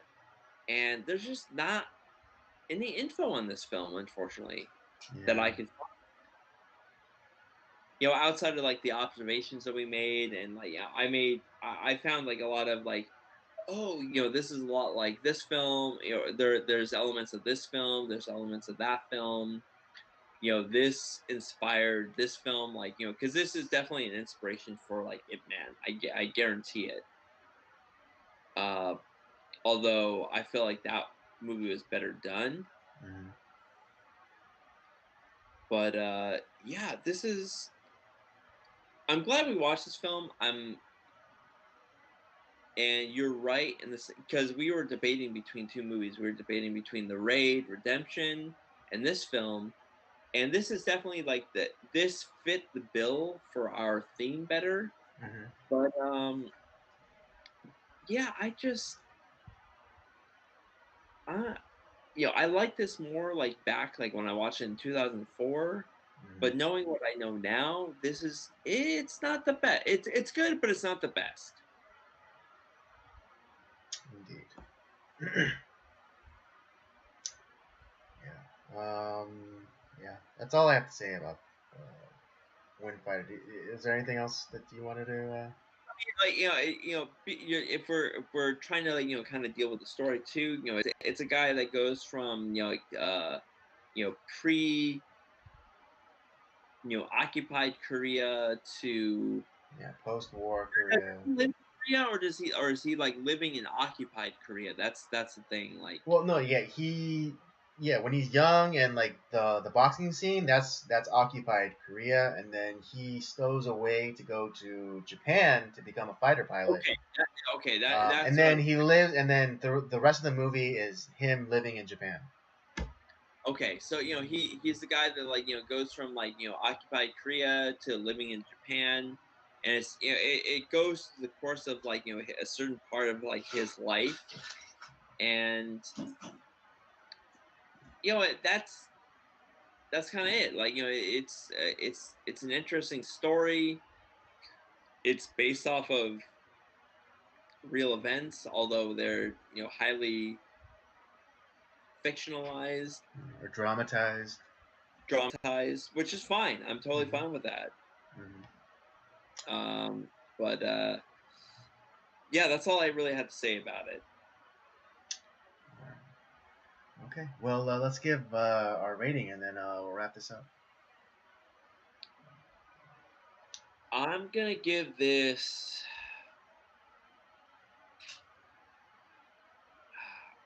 I hate to do this, but I'm gonna give this a 2.5. It's not bad, Hmm. but it's not good either. It Hmm. has moments that I like. It had great fight scenes, and I was interested in the story. But it's not like especially based if we're basing it off other martial arts movies. At least the Asian martial arts movies. Hmm. It is it's lacking. We've watched Police Story. We've watched Ip Man, Sword of Doom. We're gonna do Fist of Fury next week, but like it, this movie is not as good as those. Mm. Okay. Yeah. I'm kind of with you. I'm kind of with you. But I'm just gonna go slightly above, and I'm gonna give it a 3. And Um, like I said, I hate to do it because I'm Korean adjacent at this point. yeah, and It's I just mean, and like, yeah, that half, yeah, and again, I'm gonna be full transparency. That half is because I'm Korean, and it's kind of like part of my history, as someone descended or of Korean ancestry. Uh, so full disclosure, this is my bias.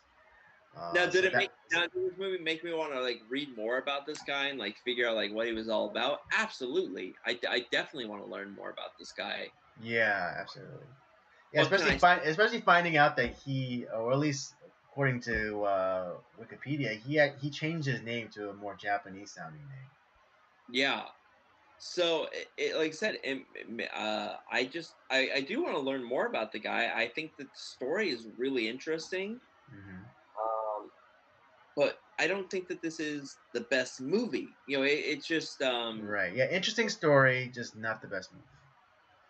or I should say this, it could be a great movie, but the execution of this iteration of this story is just not the best, or at least it was maybe good back in 2004. I remember loving it back then, but now that I've seen what I've seen, it's mediocre. All right, for sure, for sure. All right, there you have it, folks. That's our review for Fighter in the Wind, or Baram의 파이터. Rob gives it 2.5. I give it a 3. Would recommend. Just just don't go in there with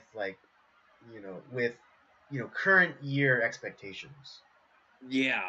Yeah, and you know how I am. I really don't like to like shit on films. I wanna look at like what they offer. Right, I mean, right. You always want to see try to find the good in every movie. Yeah, because a lot of times like people are trying really hard to make these films. It's hard to make a movie. Even the guys that are making like garbage films, they're still trying.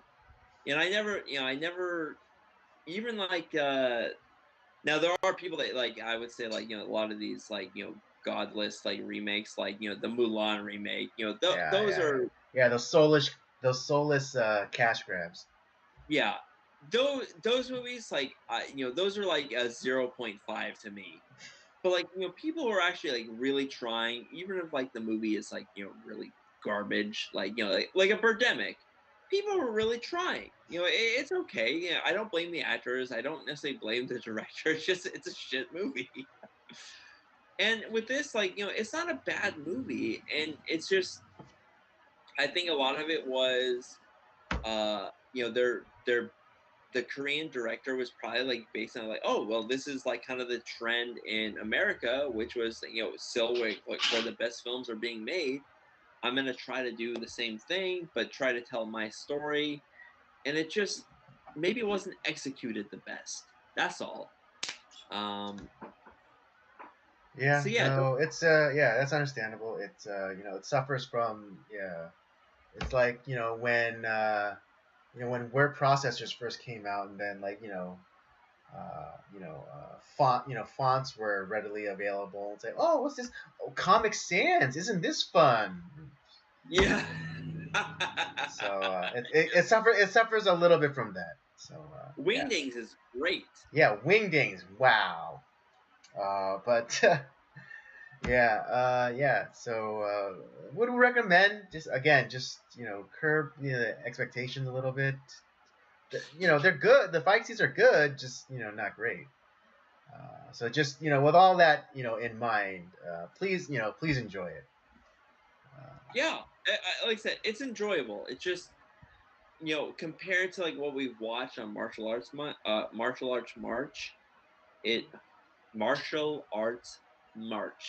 Can't say that. Like, now say that 5 times fast. No, I can't. I had to say I recommend the first 3 movies we've watched beforehand more than this. Or at least watch those movies before you watch this one. Yeah, absolutely. All right. Sorry, I thought someone died in the background. Yeah, I don't know. I just kept hearing this sound. Anyways, all right. That'll bring us to the end of the stream for tonight. I hope you had a good time. I had a good time. I know Rob has a good time. I always have a good time, dude. Yeah. Don't My forget. favorite day is Tuesday. Yeah, and I hope it's everyone else's favorite day as well. Don't forget to check out the library of other content we have: the Circle of Jerks main podcast, Nocturnal Transmissions, of course, and Rob's gaming show, Up by Up Down. Don't forget to follow us on our various social media accounts: Twitter and Letterboxd @PodcastCOJ, and Instagram @Circle of Jerks Podcast. And with all that said, we thank you for joining us. Come back next week and we'll do it all over again. Sounds like a plan to me. Have a good night.